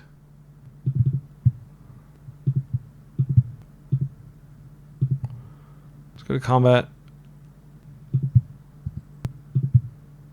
Alright, I'm worried about clock. I'm just going to F6 through the turn. There's nothing left to be done. I think the game's over. They get endurance, but they're still dead. Okay, that was hard fought. And I thought it was going to be easy. I thought that was going to be a walk in the park once I saw my opening hand. But no, very well timed Snuffhouse. My opponent's playing excellently, in my opinion, other than the fact that they unnecessarily, killed their Reclaimer. So I guess that was a punt. I don't know if they realized that was a punt after the fact, but it was absolutely a punt in my mind. Therapy was good there. It did save us because Natural Order could have probably gotten the big dude that gives everybody trample. Craterhoof, Behemoth. I didn't see any changes that need to be made. Let's do it. Battle of Bywater still looming in there as like a total blowout card. Hits almost everything in their deck, like almost all their creatures, and gives us a bunch of yummy food. I'm stoked to use it. 7 minutes. I'll just play quick. We'll do it. I'm getting faster at this deck. Oh, this is a really good hand. I'm just going to Pride. Actually, I'll probably Pride and Legion's Landing. Okay, that is a non-swamp. This is a bummer because it productively blocks my Pride. So I'm going to go ahead and just... I could play out Legion's Landing here and then double Pride next turn. That way I can attack with the lifelinker that doesn't matter. Yeah, I think that's the play. And then if they snuff it out, it's a bummer because I'll have 2 Ocelot Prides that don't do anything. They just sit there. Man, Snuff Out has got me shook. That is a seriously aggro card. And they have it available again. All right. All right, Sith Cat. I see you, Sith Cat, fellow cat. That is aggro. Okay. All right, so if they have Snuff Out, that's probably game. Like, I'm trying to think of how things... Ooh. I think the conservative thing is to peek at their hand and then attack. They're probably not going to snuff out this token. And then we attack and we get the Ocelot. Ooh, Keen-Eye Curator. Definitely don't want him floating around. The rest of their deck suck. Well, actually, they can maybe kill us with just this because it like double triggers. Yeah. I mean, they're going to block for sure. It doesn't really matter. Let's see. Let's read the text. If you gain life. Yeah. Maybe they'll think it's a trick. Okay, it's not a trick. All right, we just needed the lifelink, and now we're going to play this out, and we'll get another cat at the end step. We're going to start our cat army. Ajani putting +1/+1 counters on all our cats could be relevant. Okay, we knew about that. That's lifelink. Okay, they must have something to cast, because otherwise they would just want to double fetch here. So they must have a card in their hand. Grist, what is this? Don't tell me it's natural order. Already? Okay. This is probably a Traxa, which is really bad news. I shouldn't have to tell you. But their deck is famous for like not being able to do a lot with the Traxa. In terms of getting cards. And sure enough, they got Endurance, Wooded Foothills, and Snuff Out.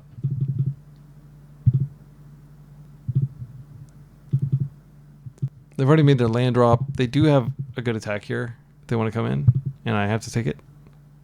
So we're looking for Plow. Really just Plow or Shielder's Edict. We need to get this out of the way. Well, now we have 2 must Plow cards. Huh! This is a freaking nutty draw. My goodness. What a lucky rip. Bye-bye. We are going to gain some life here. So they have Endurance. They have Snuff Out. They'll probably just snuff this out. I bet you they do it in response to the Ajani, but I'm not going to hold back. Let's see if they notice. Okay. We're going to get a cat. Yeah, they got really lucky ripping that natural order when they did, and we got really lucky ripping that Caracas when we did. Fair is fair. 8 permanents. So close to getting the City's Blessing. This has Trample. Stuff out here. That's fine. We're just going to have to take it. They're going to make it pretty huge. I'm going to take it. There's no point in throwing life in front of it, I don't think. Next turn we can flip Legion's Landing. We can absolutely get the thing going, but this Trampler may just race us. Yeah, so this is going to become like, I think 8-8, 10-10. Yeah, I'm not going to block it. Wait a second. Is there a way they can like totally kill us? Let's see. So whenever, if this is the second turn, double the number of +1. So they can put this up to 7-7. It's not that catastrophic. I'm not going to throw a cat in front of it. I want to get the City's Blessing. Also, I've got another Johnny next turn. Okay, they're fetching. So now this is going to go to 8 or 7, I believe, because they get 2 more counters here. They get an extra blocker here. Yeah, okay. So we need a Plow for sure, or staff that can draw us into a Plow. That's not what we needed. Come on, deck. I'm worried. I think I need to Pride, and then so I've got this up, but like they're gonna do so much damage next turn, assuming they have a way to fetch. So they've used their Snuff Out. They have Endurance in hand. We've got the City's Blessing now, so we're gonna get a ton of cats, but it's not gonna be enough, I don't think. I think we do want to just attack all with these cats, because if they block any one of them, then we flip a Johnny, and that's really good. And yeah. So we're going to get like 4 creatures here. This flips this. Another land that we can use next turn if we want to. They just let it through. Okay, so now we get a bunch of creatures. I am worried that we're going to die, like if they can make this big enough. Okay, there's Endurance. So their hand is 1 unknown and... Please don't be a fetch land, because if it's a fetch land... Oh, it's a fetch land. Okay, so this is going to get huge here. Why didn't we get cats? Did we not gain life? Oh, we didn't gain life. That's where we're going to die now. Oh my goodness. Because this goes to 10... Okay, so let's think about this. They put 5 extra counters on it. I think we just had to block everything. Like, sadly, I screwed up so badly. Let's do some math. So that's 1, 2, 3. So they fetch, and then it becomes an 18-18. I don't actually think we can survive. I screwed up too badly. Yeah. Well, we do get we gain 2 life, and then we absorb 1, 2, 3, 4, 5 damage. So they're swinging for 16. No, wait, they're swinging for 13. Yeah, so we can actually survive without losing everything, I think. I'm going to keep this around. They could snuff. If they snuff out, then we lose everything. I'm just going to be super conservative here. I think we've lost the game, frankly. I screwed up. I didn't attack with one of my lifelink guys, and that cost me the game, frankly. And I can't Caracas this back, unfortunately. They're going to kill all my creatures. I hope I did the math right. Leave a comment if I screwed up the math. But like my thinking is if they are able to remove one of these, I'm dead. 13-13. So that's going to kill all my creatures. And then I'm also going to take a ton of damage. This doesn't matter because it's dead. If I'd held back... Yeah, maybe I could have kept Ajani back, but it doesn't matter. Okay. Yeah, that was embarrassing. Super embarrassing. And they didn't even attack with this. They have so much material on the table. Even if we find a plow, like we're going to put one of these vampires in, they can, but it doesn't deal with the fact that they have lifelink. This comes in. This comes in. I don't think it matters. Yeah, because they've got like this giant brutal thing raining down on us. Good games. I screwed up. I punted. Sorry, my excellent friends. I think we had that game for sure if I hadn't punted. Because we would have gotten Ajani. We would have been cranking out the things. All I needed to do was attack with the dude. And they would have blocked, and I would have created fewer tokens, but I would have created some tokens. Because of the City's Blessing. I would have gotten at least 2. It would have been still tight, and we still would have needed to find removal for the giant cat. But I think that was winnable. See you in round 3. Round 3, we're 1-1 with the black-white token deck. This hand's great. We don't know what to name with Therapy. I'm going to just Surveil instead. I could blind name like, Balustrade Spy or something like that and save the game. But there's a much higher likelihood that I just name the wrong thing and it does nothing. Once we have more information, we can make a good name. I'd say probably like 75% of matchups, you don't need a Therapy blind. Like that's going to be a suboptimal play.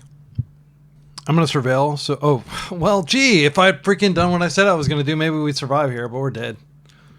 Okay. Maybe not. Got a 50% chance of hitting the card. If we get a turn. If they don't have, Mox Dark Ritual or like Lotus Petal Dark Ritual. Okay. So I'm going to go ahead and Surveil.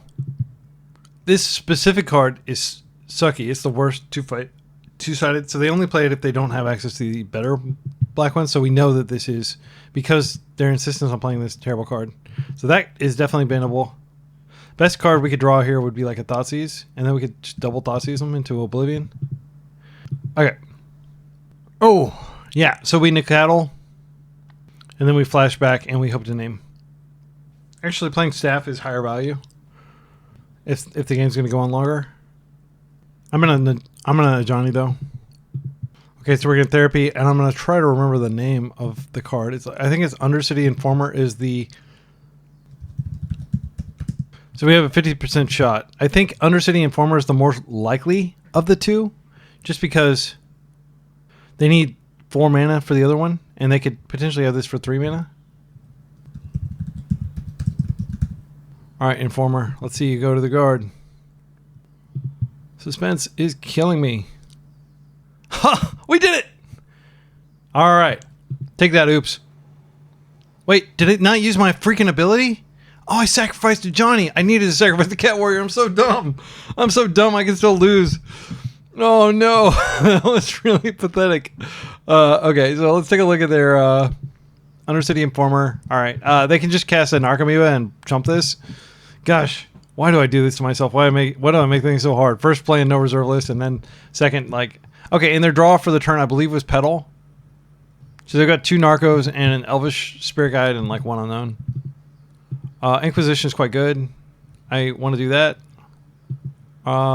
Let's see. We can take this land. I actually think the land is fine to take. I don't really care about these other cards. I mean, Elvish Spirit Guide could come in. No, they don't. They'd have to pay mana for that. I think I'm going to just take the land. Yeah, I mean, like, we would be pumping on cats and we'd just be destroying them right now if I had clicked the right thing. I was just so preoccupied with trying to get, like, the right name. And I did. I'm proud of that. I mean, it was a 50-50 either way, but, like, they don't keep hands that don't have those generally. So it was a 50-50. But I had it been the other one, would they have been able to go for it? Maybe not. Okay. Petal was draw for turn. So they do have the mana to go off if they draw the guy. We just need to hurry. And like I said, we'd be hurrying a lot harder and a lot faster had I not screwed up there. Let's go ahead and just draw. Because if we draw Thoughtseize, okay, Crocus, not a good draw. I don't think my life total is going to matter. I'll just get this Shrine while I'm here. Just in case I draw multiple black sources. Okay, so we'll do it like that. I mean, technically Bowmastering first does put clock out, but I could draw off this. And I could do this during their turn. There's nothing I'm going to draw now that I'm going to be able to cast. So I'll just do this during their turn. So if they Thoughtseize me, they can't take whatever I draw. I think we're probably okay. Oh my goodness. They've got 7 hits left that just in the game. They're 2 turns from death currently, I think. Maybe 3. Another dead card. I don't think this speeds things up. Let's go ahead and start with this. This does proc the staff. We can draw a card. So they're dead on board. Let's just go ahead and see if we can draw a discard spell. March, how does that help us? I don't think it helps us, but it does get rid of like whatever card they put in the way. Yeah, I'm gonna go ahead and do it. Just okay. It doesn't do anything. All right, we can't actually even get rid of that, but yeah, we'll just attack.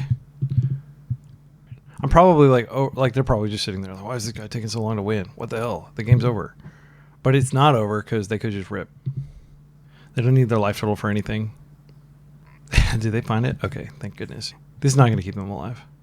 And I could have played at Ocelot Pride last turn. I just didn't think it mattered. Ocelot Pride. I guess I could have technically hit one of their Lotus Petals, and I should have done that. It wouldn't have mattered because they still would have had 4 mana.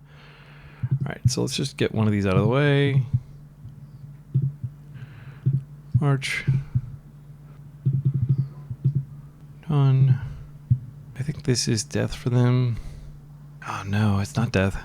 Okay, let's see if we can find... Man, how do I screw these up all the time? Okay, actually, that's fine. That's fine. Check this out. I can exile one of these, and that will get rid of it for 1 mana. X can't be less than 2. All right, I think this works. Yeah, X is currently 2. Okay, done. That is exiled, and we win. Oh, why do I make this so hard for myself? Okay, let's go to the... sorry, my excellent friends. Okay, so Leyline comes in. Disruptor Flute comes in. I think it's better than nothing. Oh, wait. Containment Priest also ends the game functionally. Assuming they don't have the creature beatdown strategy. Disruptor Flute, probably worth playing. I mean, so much of our deck is blank cardboard against them. Let's talk about what to take out here. I mean, all our discard is actually kind of worthless. They could go slow.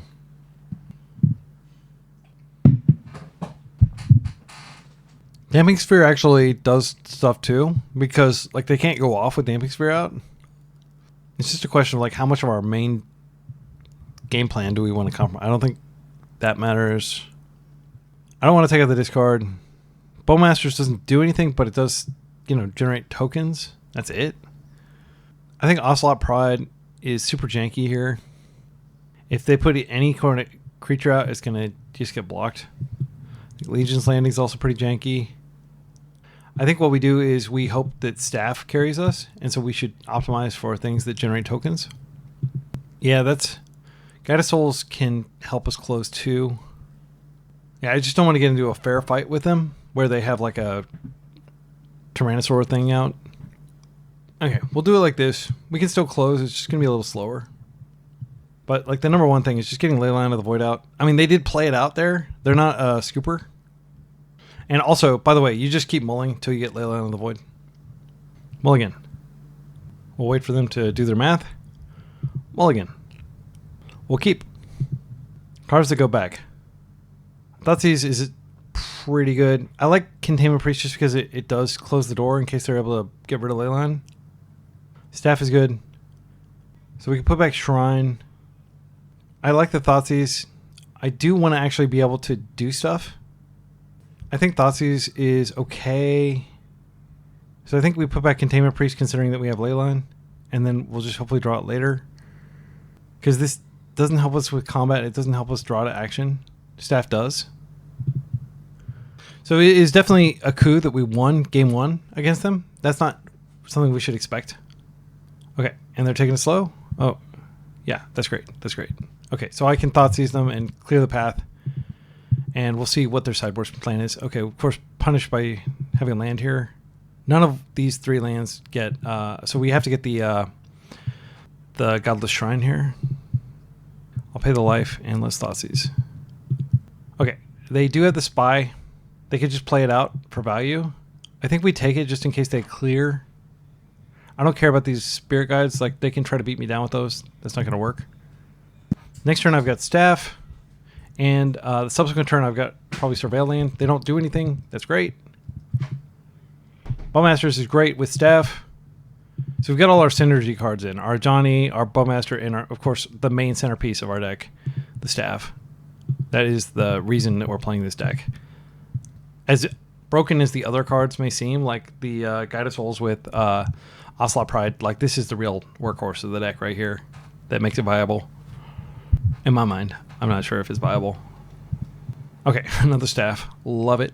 Let's go ahead and get some growth up in here. So I'll definitely take the charge off that. I'll do it in the end step in case they Thoughtseize me. So it's going to be a slow beatdown. We are still very vulnerable to Charbelcher if that's in their deck, and I want to find an answer to that. The best answer is Disruptor Flute. If they draw the Charbelcher, we can assume that they're going to fire it. I think I go ahead and peek at their hand first before I do anything. And I'll Thoughtseize them next turn. But I want to make sure... Okay. They have lots of mana. My goodness. I guess it makes sense to just take the Dark Ritual, because that's the most mana efficient thing they have. Yeah. I'm going to go ahead and draw. See if I can find a... Okay, Guide of Souls is good. I'll play that out now. Now we'll attack. This should help speed up the beats. Again, we're still dead to Charbelcher, unfortunately, if they find that. And there's nothing we can do about it. Like, we could... We'll aggressively draw and try to find... but actually, they have so much mana, I don't know... Well, yeah, we can stop the activation of it. Disruptor Flute stops the activation as well. Damping Sphere... I mean, I'm going to cast it, but I don't know that it's going to be good enough. Okay, Swamp, that's good. We should cast it this turn. We should probably Thoughtseize them and then cast it. And then we'll Bowmaster next turn. I just want to mitigate the risk. They have another... Oh, they have Thassa's Oracle. We put that in the Void. We never have to worry about them comboing off. Yeah. So now they have to win through Charbelcher. Yeah, leave a comment with the timestamp if you would disagree with that sequencing. I can definitely see merit in just Bowmastering here. But next turn we are going to be able to draw cards off of that. It will affect our ability to multi-spell. Ajani is superior to Bowmaster. Puts two bodies in play. I think it's actually correct to just go ahead and... yeah, this charges the Staff. I think because... Let's see, does it take a turn off if we go ahead and amp up our dude now rather than waiting. We can't actually Bowmaster now because we've already done that, so we have to wait till next turn. So I think I can just do that in step. Yeah, I'll just go ahead and attack with everything. We've given him so many looks at freaking Charbelcher. It's bad feels. Did they find it? Okay. So I want them dead this turn. Let's think about this. We Bowmaster now. That puts counters on staff, which doesn't matter, but it puts more power in play. I think that's more important. And it also allows, so we will attack 4-3. Okay. 1, 2, 3, 4, 5, 6, 7, 8, 9, 10. And we're pinging, so I think they're dead. If I counted correctly. And we're definitely going to have enough power on Guided Souls to use the ability. And that doesn't even include us drawing cards. We don't need to use mana for any of these abilities next turn. Okay, in the scoop. They did the math themselves. Bye, oops. All right, round 4. We're 2-2 after only one dumb punt costing us the match previously. We're up against a fair gamer. Historically fair, Stifle Not. They've been playing black-white decks similar to this. Very cool. I think this is probably okay. We can surveil. We can open guide, and maybe get lucky and find something good. Yeah, I don't want to mull. If they're on Stifle Not, it doesn't actually matter. Like, we have plenty of mana. We have Thomas Dragon. I'm going to keep this.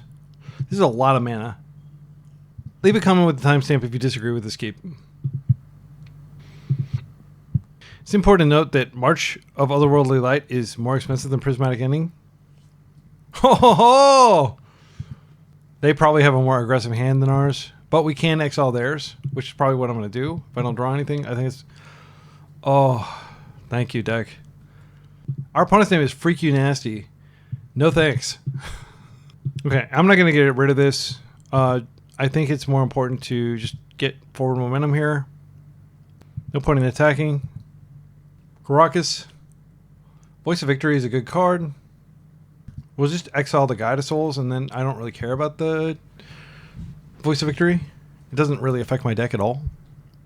Let's last season first, and then we can decide what we want to do. Oh, they have another guide and another voice. Okay, so, and they have a staff. Oh my goodness. They are after our guts with this deck. Okay, so I think Guided Souls ties this together, but Staff of the Storyteller is the scary thing. They're going to get a lot of aggro power. I think we take their staff, and then we're the only one with a staff, and then we have to clear their guides somehow. I'm not liking it, though. I think. They have Therapy, which doesn't do anything against us, thankfully. They don't actually even have black mana. This Carrion Feeder, I'm not too worried about it because it's chumpable. It doesn't have Trample. It's a cool card, by the way. If you haven't seen this, I'll show you. It's got sick art. Ryan Snoddy. Look at that freaking awesome Misfits lover who just crawled out of the grave and he's like eating on some flesh. Yummy. Yeah, it's got to be Staff. It's the card advantage engine. Now, I mean, I could just use Thomas Dragon here. I think we do want to hit this, though. They can just play another one. Pre-combat. If we hit the voice, that holds them back. Gosh, it's so tempting to just... Well, we can't hit the voice. We don't have enough mana. Yeah, I want to do it this way. They're going to get the guide, and they're going to get a bunch of energy. But they're not going to be able to do anything else with their turn. Unless they draw us. Yeah, if we took care of staff, they could voice a second time. I don't think that's right. Oh, and we have to do this now, by the way. So, cast.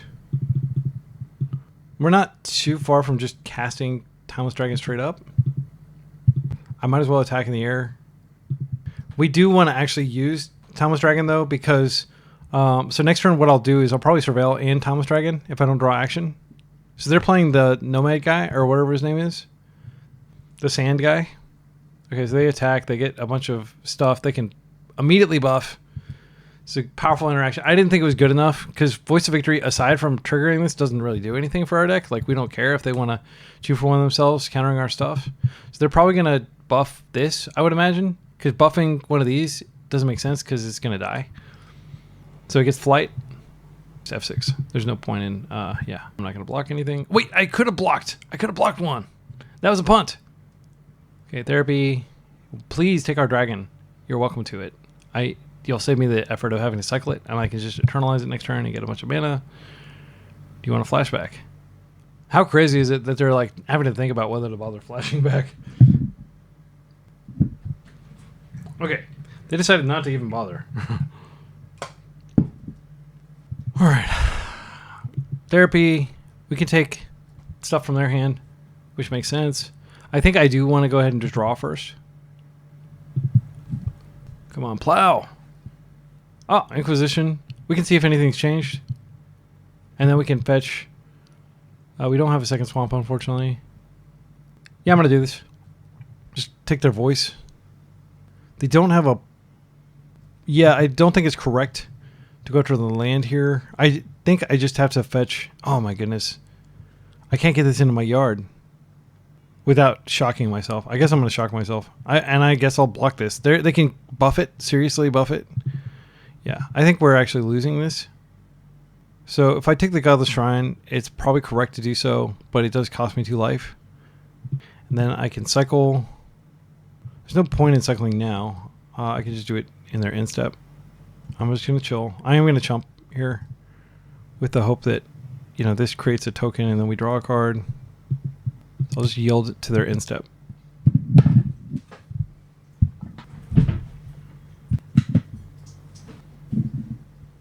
Okay, so a lot of the stuff just happened, and they Ajani'd, sacrificed with therapy, flipped Ajani. We're not winning this anymore. I mean, look, they've got Ajani. They haven't even used the ability, which since they control a red permanent because of Voice of Victory, maybe Voice is worth playing. Just because it creates red warriors, which feed into Ajani. Because I was like, I don't want to splash a third. Like, I do very much want to play Fable of the Mirror Breaker, but for a budget deck, I just don't think it's viable to play 3-color budget decks. Unless you just love sitting there with cards you can't cast in your hand. I think Edit could come in. It's worth noting that Containment Priest does block, does exile. Wait, it wouldn't be a creature when it flips. Never mind. This does stop Fable, but it doesn't stop Ajani, so it's not Dyssynergy. I think Removal comes in, and I think Thoughtseizes come out, like 2 of them. I didn't really see anything else. I don't think Containment Priest is good enough. They're not doing creatures from exile or anything. It's all tokens. And I think it's non-token creatures, right? Yeah, non-token. I didn't see anything to hit with Lauren. I mean, they've got just a very, like, simple deck, similar to ours. Just probably like a lighter black splash. But they are playing Cabal Therapy. It's cool to, like, basically run into the virtual mirror here. I don't think we're favored. This is my first league with the deck. Probably punting left and right, and I don't even realize it. You really feel like the mana crunch. Like Timeless Dragon, you like, even though your curve is like 25, it's like 28 1-drops and like 8 2-drops or something, 12 2-drops. You feel it. You absolutely feel it. This could be extremely embarrassing if we don't find a land. We have 20 lands left in the deck. This is totally fine though if we do find a land. This has Cabal Therapy for flipping. We're on the play, though. It's going to be so embarrassing if we're just sitting there with nothing. We could march. I think we have to mulligan this. I'm just too conservative. Okay, this is better. This has the combo anyway. So the card that's going to go back is going to be the Inquisition, sadly. I think we need to go all in on just sticking stuff and be aggro. So you lead with Guide. And then you follow with Pride. And if we draw yet another 1-drop, it'll be so sweet. But I think we could probably just Surveil. Pride Surveil. And that would be good enough. Because that gets the party going with this before they can start bow mastering. This Plow. Ah, that's a bummer. Okay, so now I think we probably just staff so that we get the benefit from the other cards. I don't think Ocelot Pride. If we play Ocelot Pride and we actually get an attack in, that's good. But I don't have confidence we're going to get an attack in. I don't want to Ajani and just have them get rid of my Ajani. I want to be able to, do something with it in the same turn cycle. So I'll staff. Worst case scenario, we still get a card off the Ajani, even if they plow it. So it's still a 2-for-1. Wasteland, which does hit us because we're not... Okay, they have their own. That sucks for us. And it's worth noting that they're playing Scrubland and Wasteland, so they're like not the budget version. Okay, I think what we do here, we could go ahead and see what we draw, or we could just dump both Ocelot Pride and Ajani and hope that like they're not going to have removal for Ajani. It's more mana efficient to just hold the Ocelot Pride until we can use it effectively. So let's draw. If we find Bowmaster, that's good. This is very good. Okay, I'm just going to... New plan. We're just going to keep staffing up. We're going to hope to outscale them. I am very scared because they their deck is more aggro than ours, I believe, and ours is more controlling. I think, given that we have the staffs, we should just assume a controlling posture, even though we're on the play. Hopefully they don't just shred our hand with Cabal Therapy. That would suck. Ajani. Okay, do you have anything to discard? Okay, that's value for sure. They didn't have a third land drop. So Ajani, so we can Ajani into Ajani, and then we get the Planeswalker. And we staff the heck up. Like, if these staffs stay in play, like, we just have tons of action going. This has to be a Plains, I think, which sucks. I don't want to get wasted. Maybe they won't waste anyway. I think there's a decent chance they do, and we need this mana. Like, we have lots of stuff we're going to be able to do here. I mean, Ajani into Ajani does give us 2 cats and a Planeswalker. Because the other one sees the dying one, I believe. I will be embarrassed if I'm wrong here. Double trigger. Double trigger. Okay. That's pretty good. And we still get the triggers. So we are staffed the heck up. We got a Planeswalker. Yes, I'd like to use the ability. I would like to put a +1/+1 counter on each cat I control. And I'm just going to chill. I'm not going to attack. I think we're very far ahead. So we can Cataclysm, but it's not very good. I think it's better to just keep plussing and keep attacking. Wastelands. Okay, they found a land. They are gated on colored mana for sure. And it's because they're playing Wasteland instead of just playing lots of basics like we are. But now, seeing that they got that, I'm very glad I got the Plains. Please don't have some sort of sweeper. I'd love for them to like Bowmaster their own cat just to try to match us. And the having a red permanent other than Johnny thing in play. Oh, what is this? Sephiroth. Fabled Soldier. Whenever Sephiroth attacks or enters, you may sacrifice another. If you do, draw a card. Oh, why am I not playing this? Whenever another creature dies, target opponent, lose 1, and you gain 1. This is the 4th time this ability is resolved. Transform them. Okay, into a 5/5. How are they going to... Whenever another... You have to, like, kill all your creatures? Wait, whenever enters or attacks. Yeah, that's fine.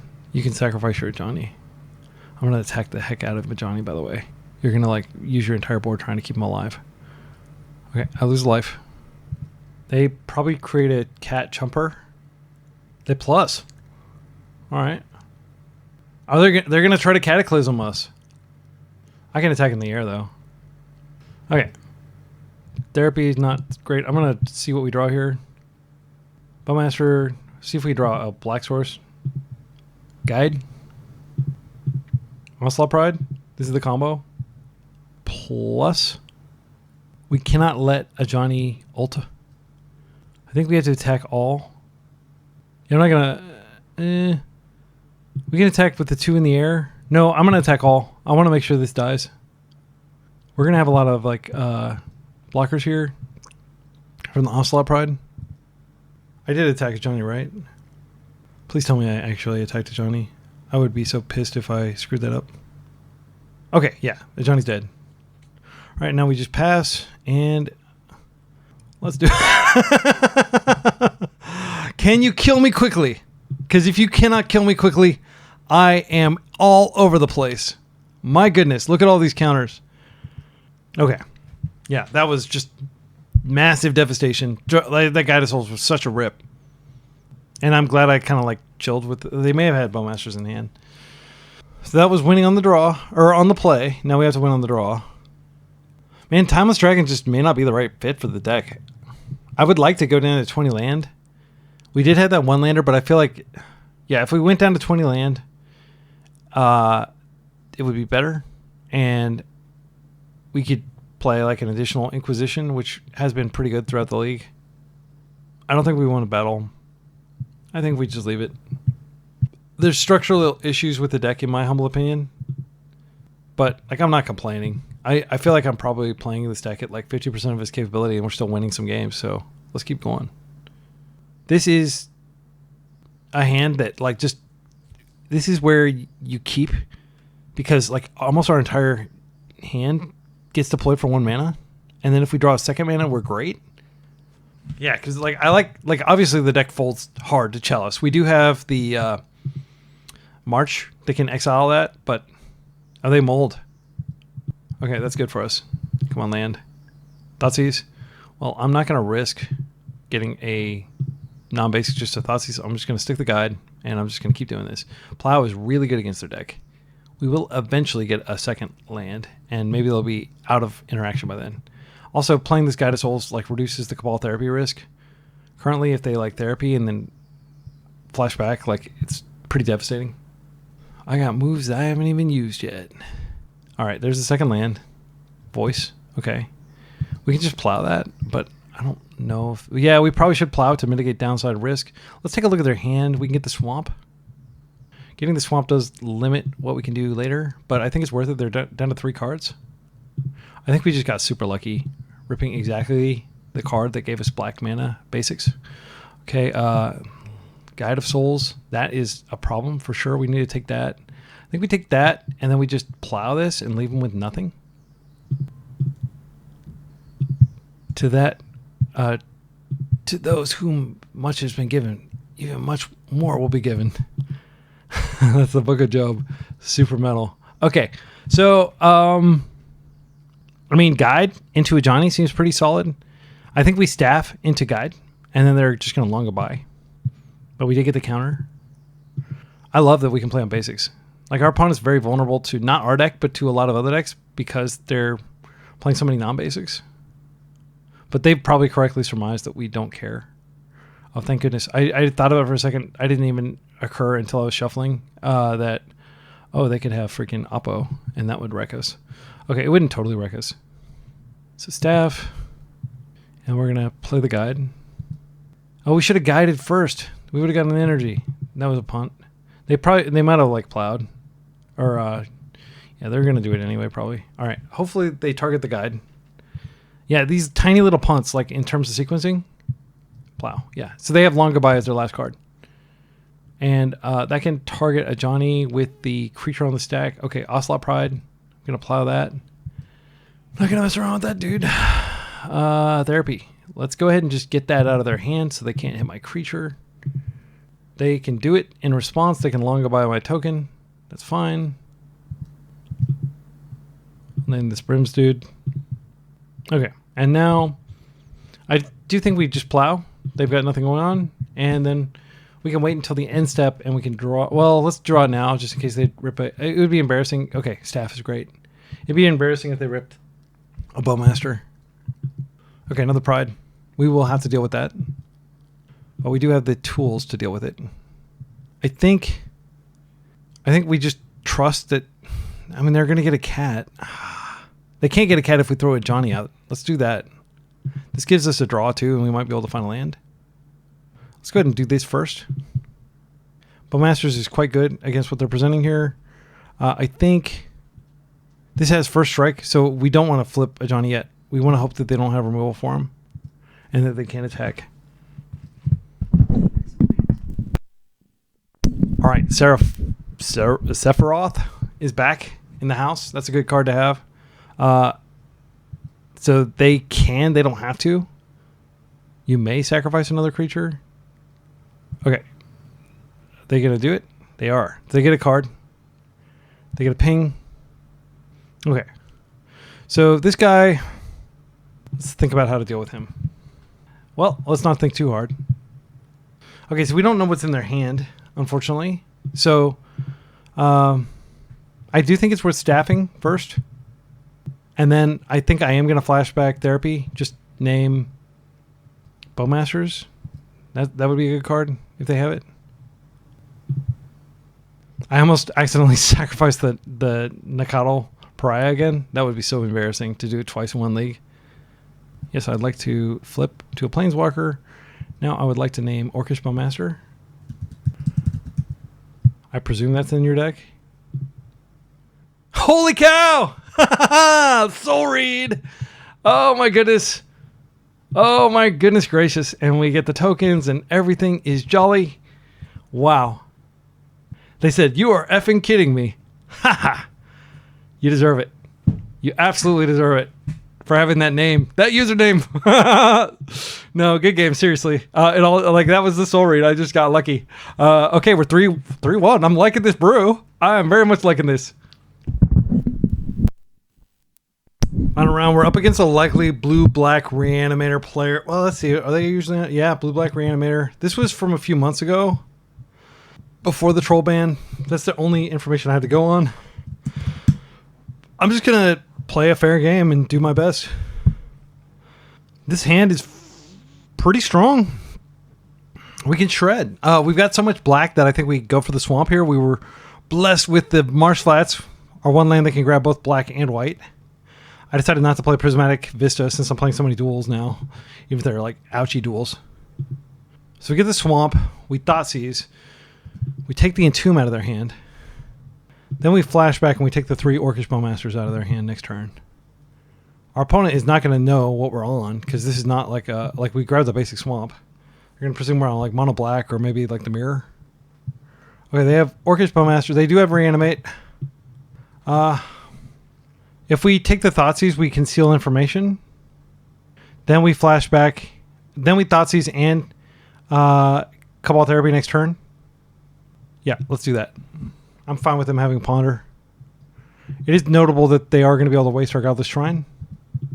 So we're just going to screw up their hand, and then we're going to aggro. I like to play control against these combo decks, you know. So I bet they're going to probably fetch Island Ponder here. So the goal is take the Reanimate and then take the Bowmaster so we don't have to worry about it. Or we can just Bowmaster the Bowmaster because they're probably going to cast it first. They might. If they're really disciplined, they might not. Okay. All right, another Thoughtseize. Well, let's go ahead and start with Thoughtseize. If they daze, it's okay. All right, so we take the Reanimate. And then I'm going to go ahead and just flash back now because we know what it is. Because they may like shuffle their deck around. I'm not going to flash back now. I'm going to...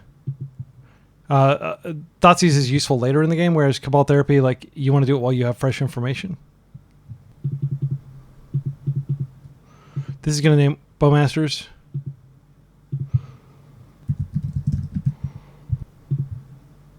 Okay, and they have... I wouldn't be surprised if they wasted. They have an extra land in hand, Undercity Sewer. They have, like, a very slow approach here. Maybe I shouldn't have taken the Orcish Bowmaster just in case they rip or Reanimate. Now it's live. Yeah, I think that was probably a misplay. They have double Undercity Sewer. See if they've been a fatty. We've done a ton of damage to ourselves already. Drowning the Lock. Okay. Interesting. So that's not a card you usually see in these decks because it sucks. I've tried to make it work, but like you want to clear your opponent's graveyard with Nile Spellbomb, and Drowning the Lock kind of punishes you for having good graveyard hygiene. Tommy. She's annoying. I wouldn't be surprised if they forced our Bowmasters. The best draw is a land. So we could... Okay, they bend another force. They have not wasted us yet. That's good. So we are going to be able to potentially double spell here. Okay, so... I think we just Thoughtseize the Ponder, and then we Guided Souls. That way we don't have to worry about them forcing our Guided Souls, and then at least we have something on the board. They're probably going to waste us, and we're going to have to wait around for a land. is they are going to get a clue here, but we'll have Bowmasters to catch them when they clue if we get a land. But I think we're almost certainly going to get wasted here. They may use the Wasteland to cash in a clue, so they can potentially draw like a Reanimate. If they do that, if they don't waste us, we're very favored. They do waste us. So now we need a land or we do nothing against an active Tamio. So I think we screwed this up. I don't know, we'll see if we draw land. Damn it. The wrong color. Yeah. We're going to eventually get there. I'm not going to flash. Like, I'll just be chill and patient and hope that we can outrace this. But this is very scary, what they're doing over there. Because they are essentially, they have an active Howling Mine on their side of the table that we don't. It does use their mana, but they have a Force in hand. Come on, deck, please give us a white source we don't deserve. I did get the Godless Shrine. I could have fetched an island, I think. Or wait, that was in hand, right? Did we organically draw the Guided Soul? Like, no. Okay, thank you, deck. So I think we actually want the Ocelot Pride to resolve. I think Ajani first. I think the big thing we want is the Orcish Bowmaster to resolve. I'm going to go ahead and do this, and then I'm not going to attack. I think this is going to get forced. Days? Okay. Well, that's bad news. We can't attack now. They will have to play the Bowmaster before combat, so we can hit them. They are going to play the Bowmaster. Oh, they're just cracking a clue. Okay. That Days was huge. Next turn, if they have a non-ETB tap land, they can draw again. Yeah, maybe the Ajani was the wrong card to lead with because we had the Therapy and we could have just immediately made a Planeswalker. If we draw another card, we can potentially go with both. I think it's unlikely they'll have another Days. All right, Tommy comes in for a hug. Okay, they're not going to be able to draw this turn, which is nice. Again, I feel very confident they're going to force one of these cards we cast. I'll leave with the Pride because that's the more important. Bowmasters... I think I miscalculated earlier when I said Bowmasters was the most... I probably should have led with Bowmasters. Reanimate the Bowmasters is fine. It doesn't really affect our deck that much. There's no way that our Bowmaster resolves. Okay, so... They almost certainly force here... Okay. Hear me out. We Ocelot Pride. We gain a life. Then we could Flashback Therapy, name Force, to clear the path for Bowmasters the next turn. I think they're going to force the Ocelot Pride. This is a window where we could plow Tommy, but then that doesn't really do any... Like, it doesn't move our game plan forward. I think we do need a creature here. I think if we Orcish Bowmasters, they almost certainly force. And then we buy a turn where we could, like, draw... I mean, they could have a Days. I'm gonna go for this. Like, I think it's almost certainly going to be forced. But if it's Days, then I'll be really tilted. And let me know in the comments if you think this is a huge mistake. But if they have a follow-up, yeah. I think we can concede from here. I feel extremely far behind. And we don't have... Well, they can probably presume that we have Ocelot Pride in our deck, but... Yeah, sorry, my excellent friends. I'm not sure how I screwed that up. But the game went on way too long, that's for sure. Okay, so I think we just bring in Leyline. Like, if we draw it, it's great. If we don't draw it, you know, like, they can reanimate our stuff. I don't know. This is an atrocious matchup. I mean, the split the difference thing is just bringing Containment Priest instead of Leyline. I think actually that's fine because let's say, like, what's the absolute worst thing that can happen? They reanimate an Atraxa. We fight through the Atraxa. I think we bring in removal instead of Leylines. Cards that come out, all these cards are pretty good. I think Timeless Dragon could come out. Again, I'm not convinced it belongs in the deck. Like, we just never have mana for it. I think we may have used it once the entire league. Legion's Landing, they're going to have like a lot of like blockers. So one thing to note is this deck is going to struggle to beat a flip Tommy because she does so much to gum up the board. Yeah, I don't want to take out the discard. I guess I could take out a couple Thoughtseizes, but they seem good. I feel like what we did there last game was fine. It's just that we weren't able to convert because we didn't find the land fast enough. We did get one land, but we didn't get the second. Or no, we got the second land, but it got wasted. Because I think we mulled the one lander. the fact that they're playing Bowmaster does make me want to go down on Ocelot Pride, but I feel like it's probably a pretty important to the deck, but like, is it? It just feels like it's the kind of thing where they're going to have a Bowmaster. And it's the only card in our deck that's vulnerable to Bowmaster. Like, obviously, Staff of the Storyteller is too, but maybe I'm making a huge mistake here. March can come out. That card doesn't do anything against them. Yeah, and we've simply upgraded our... Yeah, so I'll bring one of the Ocelot Prize back in, and then we have 3 of them. Let's submit. Yeah, leave a comment with the timestamp. Like, I think people overboard their Graveyard Disruption against these types of Reanimator decks. This is Snapkeep. So we lead with the Thoughtseize to try to get their Entomb and get a feel for the lay of the land. Then next turn we can Guide of Souls. I actually want to Guide of Souls and Legion's Landing in the same turn. So I think I'm going to go get the Shock Land here. Because we do have to get a Shock Land. And that'll give me the ability to have double white next turn if they don't waste. This is something you can't do if you don't put these Shock Lands in here. And this is something that regular non-reserve list decks get to do all the time. With their sequencing, it's one of the reasons why dual lands are so powerful. Okay, so Tommy's the obvious take here. They have Brainstorm for her. She also attacks and turns on Kaito. They only have 1 land. We go after a Brainstorm, and it increases the likelihood they're Brainstorm locked. Tommy gives them something to do after they break the Brainstorm lock. They play like 17 or 18 lands, but like they always draw lands. Maybe they're up to 19 now. I think I'm going to take this, and I'm going to let them spend their first few turns brainstorming. All right, we'll pass. Did they find Entomb? Oh, they just reanimate. That's nice too. All right, well, they don't have a force. We know their hand perfectly, so it might make sense to just go ahead and Shield or do this now while we can. It is a passive play, though. Okay, new plan. Guide of Souls. Ocelot Pride. This should be pretty good. So we get a cat. That feeds the Guide of Souls. And we're off to the races. Tommy can attack. Create a clue. They're going to brainstorm. That's fine. I can Shield Rose Edict after she's brainstormed, assuming that they don't draw days. Well, actually, they'll need force. We'll see whether they play a second land. Yeah, if they have a force, it's really bad for us.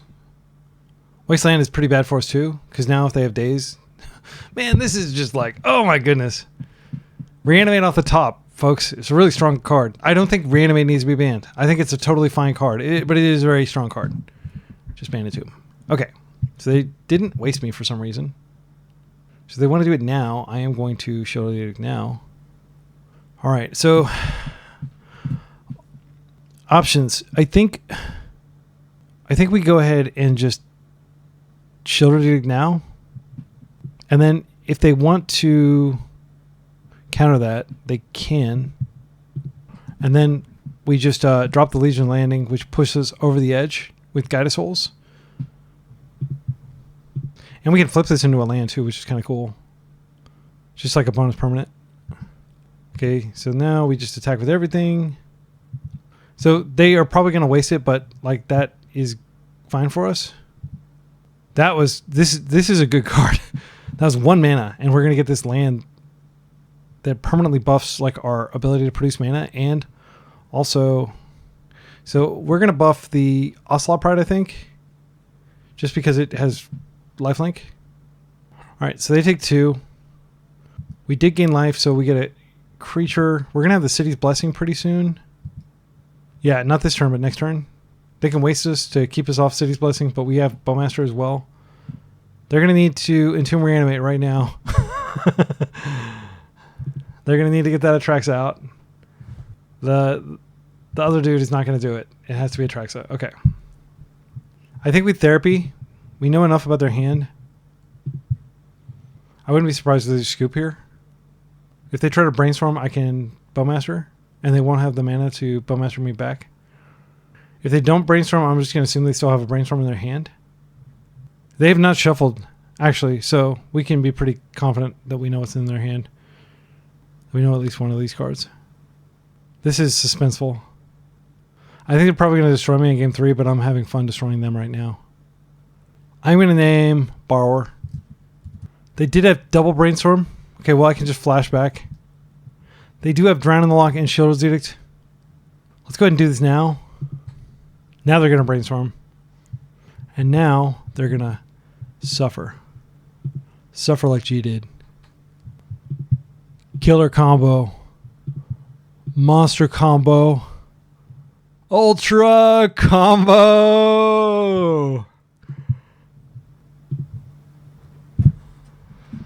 All right, that felt great. Ocelot probably was good. Yeah, I think the discard is really strong against them. I don't have any changes to make. I still think 3 Ocelot Pride's fine. I just fear them getting sniped. Yeah. Containment Priest would be a sweet draw. That could definitely flip the script. But that was an instance of them getting Tamio flip and still not winning. It's a swamp plains. We've got our mana. This is a winner for sure. I will just plow turn 1 Tommy if that's what they do. Yeah. All right. Do you have the days? I do not want to deal with Tommy. We could wait on Tommy and just Thoughtseize him. If they Brainstorm, we don't have a clean way to deal with her. Gosh, this is so passive. I think I am going to attempt to plow her. I just don't want to deal with her. Please don't freaking keep her alive somehow. She's so annoying. Okay. Yeah, and I say that, and I'm like, Tomio player in chief over here with my blue-black tempo decks and stuff. But she's very annoying to play against. Okay. Entomb. What is this? Thoughtseize us? Yeah, that's fine. You've got a smorgasbord of cards to choose from. I think... I can't... Yeah, I don't really have any good plays next turn. Because I don't want to play... If they had days, they would have days there. They're not going to have days. Another Tommy! Okay. They took our Thoughtseize, which tells me that they probably have Brainstorm, and they just wanted to protect it so they can get the Tommy off.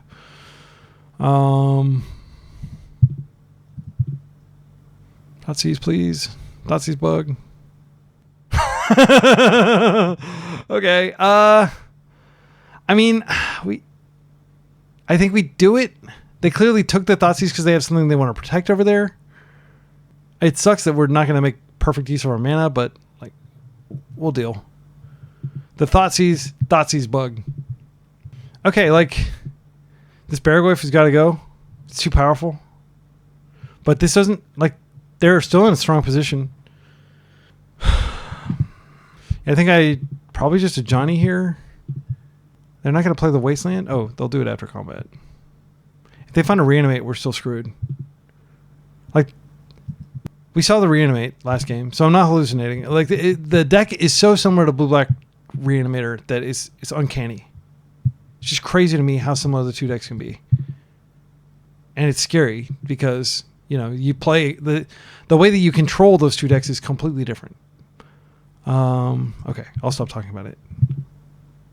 So this is an opportunity for us to just staff and then activate immediately. So they're getting ahead. We're getting ahead. We do want to staff first, and we don't want to get wasted. So their hand is Bowmaster, 2 unknowns.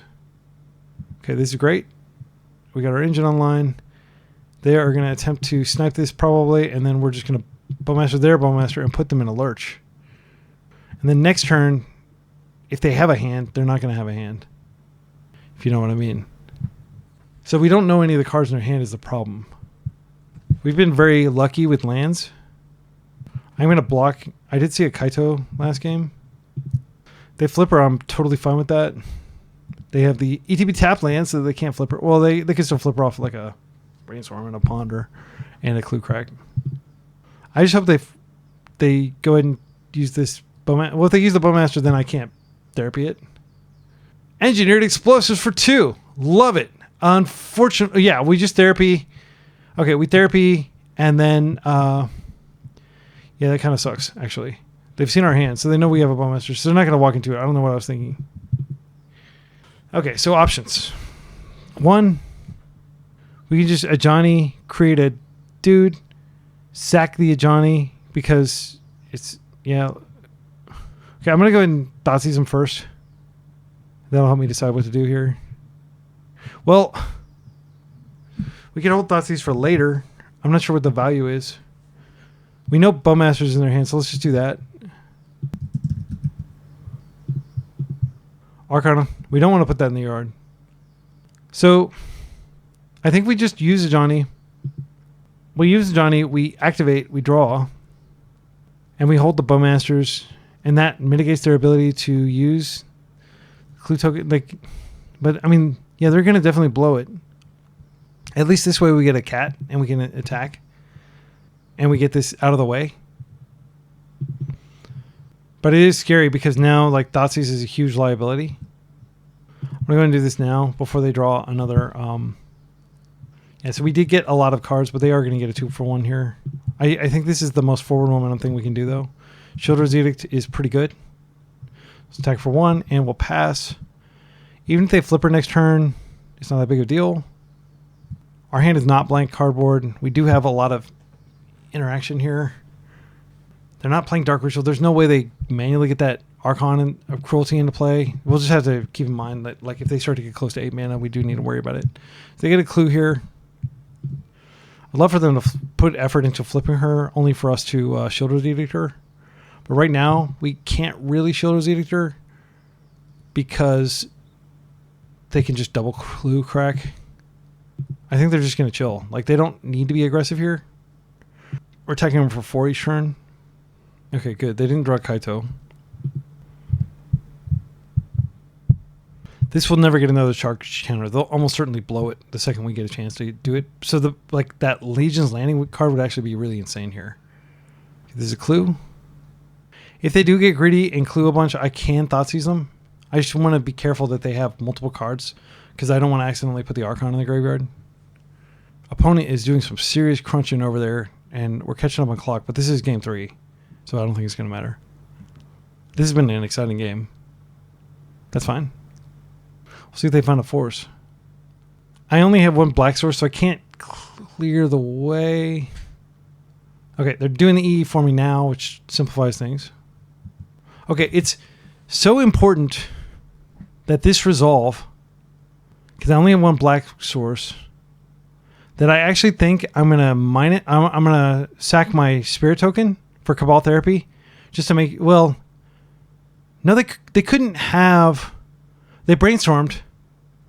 Oh my goodness. Yeah, I need to get rid of this Tommy for sure. And I can't let this get forced. I could just Bowmaster here, but they might have their own Bowmaster. I think what I'm going to do is I'm going to go ahead and Therapy. I'm going to name Bowmaster. I can't Thoughtseize. What would be... So Reanimate... If they had Reanimated, they probably would have done it last turn. I'll just name Force of Will. Just in case they like shuffled around to where they have Force Blue card. Okay, they have Fatal Push. Okay, so we can deterministically kill this Tommy, which is good. And their other card is Bloodstained Mire. So they're just using that to shuffle. I'll just attack for 1 and pass.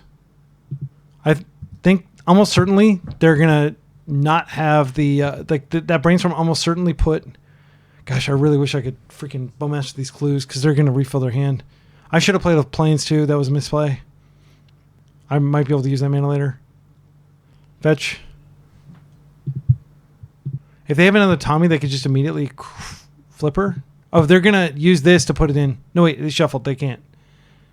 They might get lucky and put it in there anyway. That's how Reanimator works. You get lucky all the time, in addition to having the best deck in the game. Okay, so they do that, and they do have another Tommy, unfortunately. We have a Shieldred's Edict. Again, constrain on black mana. This is just basic land problems. I think I just come in. There, yep. If they habitually block her, it's totally fine. They're not. Okay. I think the simple thing to do is just to edit this away. But what if they have a freaking Brainstorm? I can't punish. I get Thoughtseize. They probably Brainstorm. I think I just chill. And I don't want them to create another dude. We know they have a Fatal Push in hand, so they can just Fatal Push our Bowmaster. What are the odds that they found a Brainstorm? I think they're pretty low. They've already used 1. I'm going to try for this. I'll be so tilted if this is the last card. But I can't Thoughtseize to clear the path. Okay, thank goodness. That's not the game. That is not the game. They have lots of reanimate. They can reanimate Barragoyf. Lots of stuff can go wrong here. Their top decks are, insanely, their top decks are like way better than mine because they're drawing to reanimate and they're drawing to Barragoyf at this point. I'm drawing to 1 and 2 drops that synergize with one another, but that's the problem. And like Thoughtseizing may not have gotten rid of that. I do want to Thoughtseize before I Bowmaster, so I'll probably just be chumping with this cat. If I can find another staff, that'd be insane. Okay, Ajani's good. So I think what I'm going to do first is I'm going to go ahead and Thoughtseize them. And then I'll just Ajani. Another Reanimate. Well, I do need to kind of take the Fatal Push. But the Reanimate's so strong. They're going to be gaining life and stuff. They're going to flip a bunch of cards and they could find something that they can use Reanimate on. Yeah, it really sucks, but it has to be done. I guess I will play out this Plains just in case like I draw something where I can go nuts. They have to Fatal Push this, otherwise I get the flip. I guess I'll just hold this for a turn. Okay, so they start getting life. We do have tons of things that kill this, many of which we've already used. Now they have to Fatal Push here if they don't want us to get the Planeswalker. Okay. It's unfortunate I didn't have more black mana. Yeah, I could have waited and I could have Bowmastered my own dude when they went to Fatal Push. Like, that would have saved Ajani. Legion's Landing is okay. We don't know what's in their hand. I feel like we should be attacking. Sadly, I'll probably just have to Bowmaster here. I don't really want to lose this thing. They may Brainstorm in response. They don't. Okay, so now what we can do, we can just block here, and then we have triple attack, assuming they don't have another creature that they can play out. Like their hand is like a bunch of lands and random crap that they can't use. We can attack for 3 and we can trigger Legion's Landing. That will be great. I am gonna. This is it. This is the turn. Ocelot Pride. Holy cow, that's good. I think we attack with everything. Then we play the Ocelot Pride instead. They may have Force. Do they have a Bowmaster? We flip this. Holy cow. Oh my goodness, are we going to survive? We might survive. We've got a ton of creatures. Oh my goodness. They can gain a bunch of life, but we're going to be hitting them for a lot. They should have wasted this. I guess it wouldn't have mattered, but they should waste it now. Let's see. 1, 2, 3, 4, 5, 6. Brainstorm into my Bowmaster. Sure. I can't believe we're beating this deck. I can't believe we freaking threaded the needle there. That was so sweet. And how does this work? Do we get extra ones? That only happens at the end step, I believe. Oh, and I didn't gain life this turn. They don't have attacks. We just send one of these in. I'm not going to show them what's in our hand. Let's see. Are they dead? 1, 2, 3, 4, 5, 6, 7, 8, 9, 10, 11, 12. They're not dead. What I think I'm going to do is I'm just going to send in some of these life linkers. That way we can guarantee we gain life. And they would have to Fatal Push like all 3 of them. I don't know why they didn't waste this. That was a huge punt on their part. They may be hopeless, but like they should still waste this. This is a land. They may not realize it's a land that can be wasted. Okay, so we gain life. We got 4 minutes on the clock. I just noticed that. Let's create a vampire, and then we're going to get an extra one too. And then I think next turn they're dead. This trigger's already gone on the stack. If they have a Bowmaster, it's too late. They're fetching.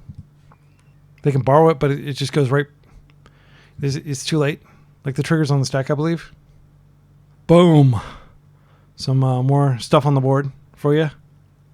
If they choose to attack with Barragoyf, like we're definitely going to give them the full squeeze. They could still waste us. They should. If they don't pick up on the fact that this is the card that is causing them to die, that's on them. They did. Entomb. Okay, so we're going to get the Entomb Reanimate treatment. We may actually lose. Yeah, it's frustrating as hell. This gets Archon. I just sacked something. Yeah, I'll just sack something. I have to discard my land. They gain some life. They do trigger.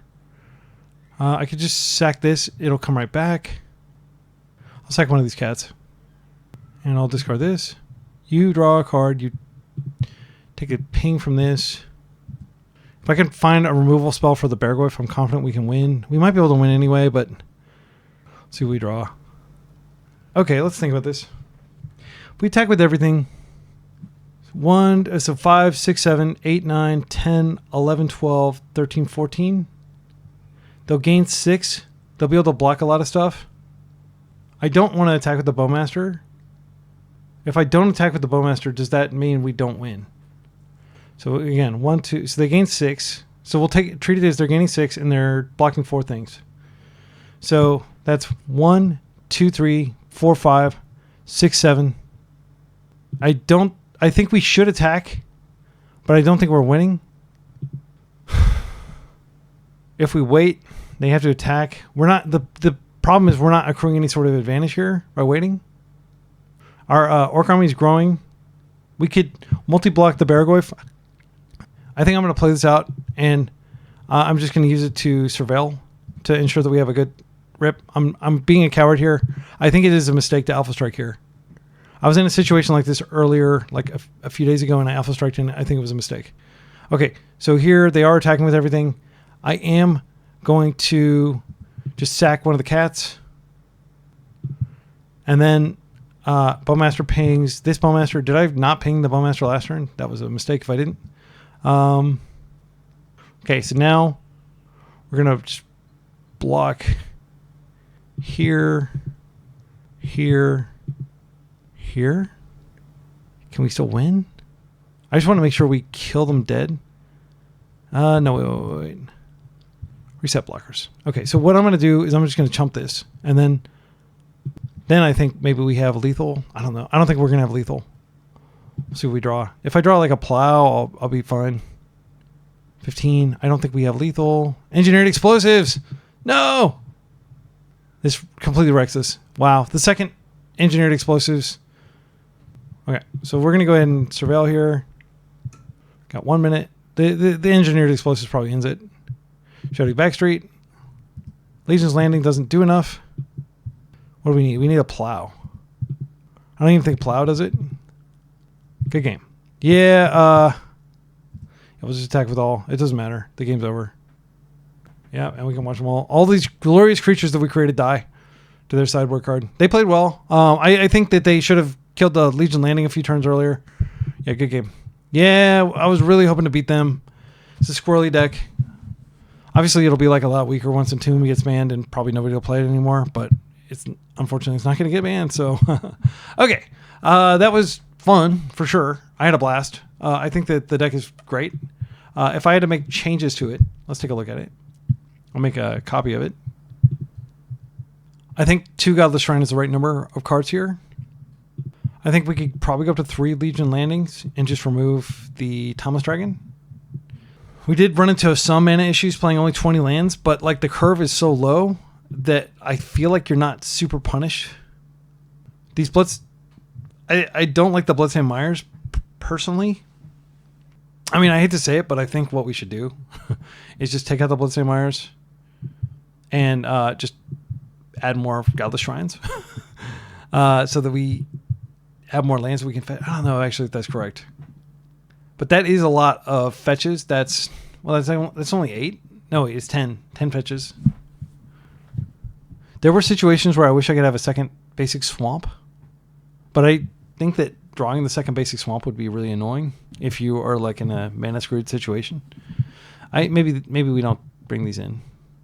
Maybe we just increase the number of white fetches, and then we just have it like in our mind that like if we need to, we can always go for the shadowy backstreet. What's wrong with taking the backstreet? All right, let's add there. Like this is by far more frequently played. I always like to kind of mask so early game I can kind of trick my opponent as to what I'm playing. Yeah, I guess we can pretend we're playing red. Other than that, everything felt fine. I'm excited about playing another league with this.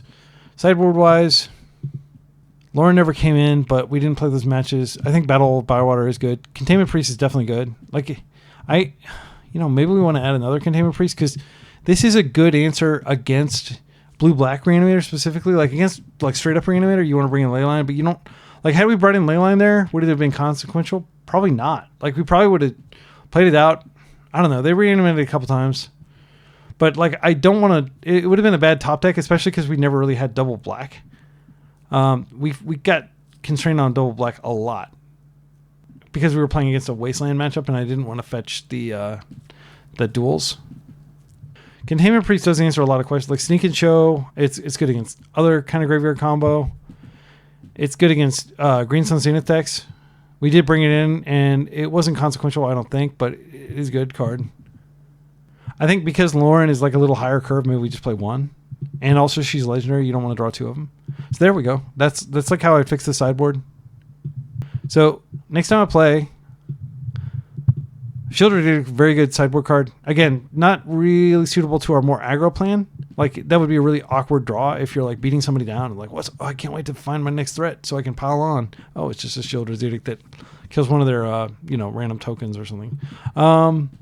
Yeah, I will say that the Guide of Souls into Ocelot Pride feels very powerful. Yeah, I think even perfect knowledge of what happened in that final round, I don't think I would change anything about the decisions I made. Like, we didn't know that they were going to have engineered explosives. They just had it twice. And there was maybe a play where we wanted to, like, Ajani would have been more powerful because we could have Ajani and then immediately used the prismatic. So I probably should have baited with a different spell to get the days out of their hand, or just waited. But to get them to pop the engineered explosives. That was what I was waiting for. Yeah. Okay. So I've thought a lot. I'm going to go take a break. This is a difficult deck to play. Deceptively difficult considering it's not like a Brainstorm Ponder, but like trying to decide whether you want to be disrupting your opponents with your discard or whether you want to just be piling on pressure. And I think this will probably reward more practice, but I'm going to keep doing it. And until next time, be excellent to each other and party on.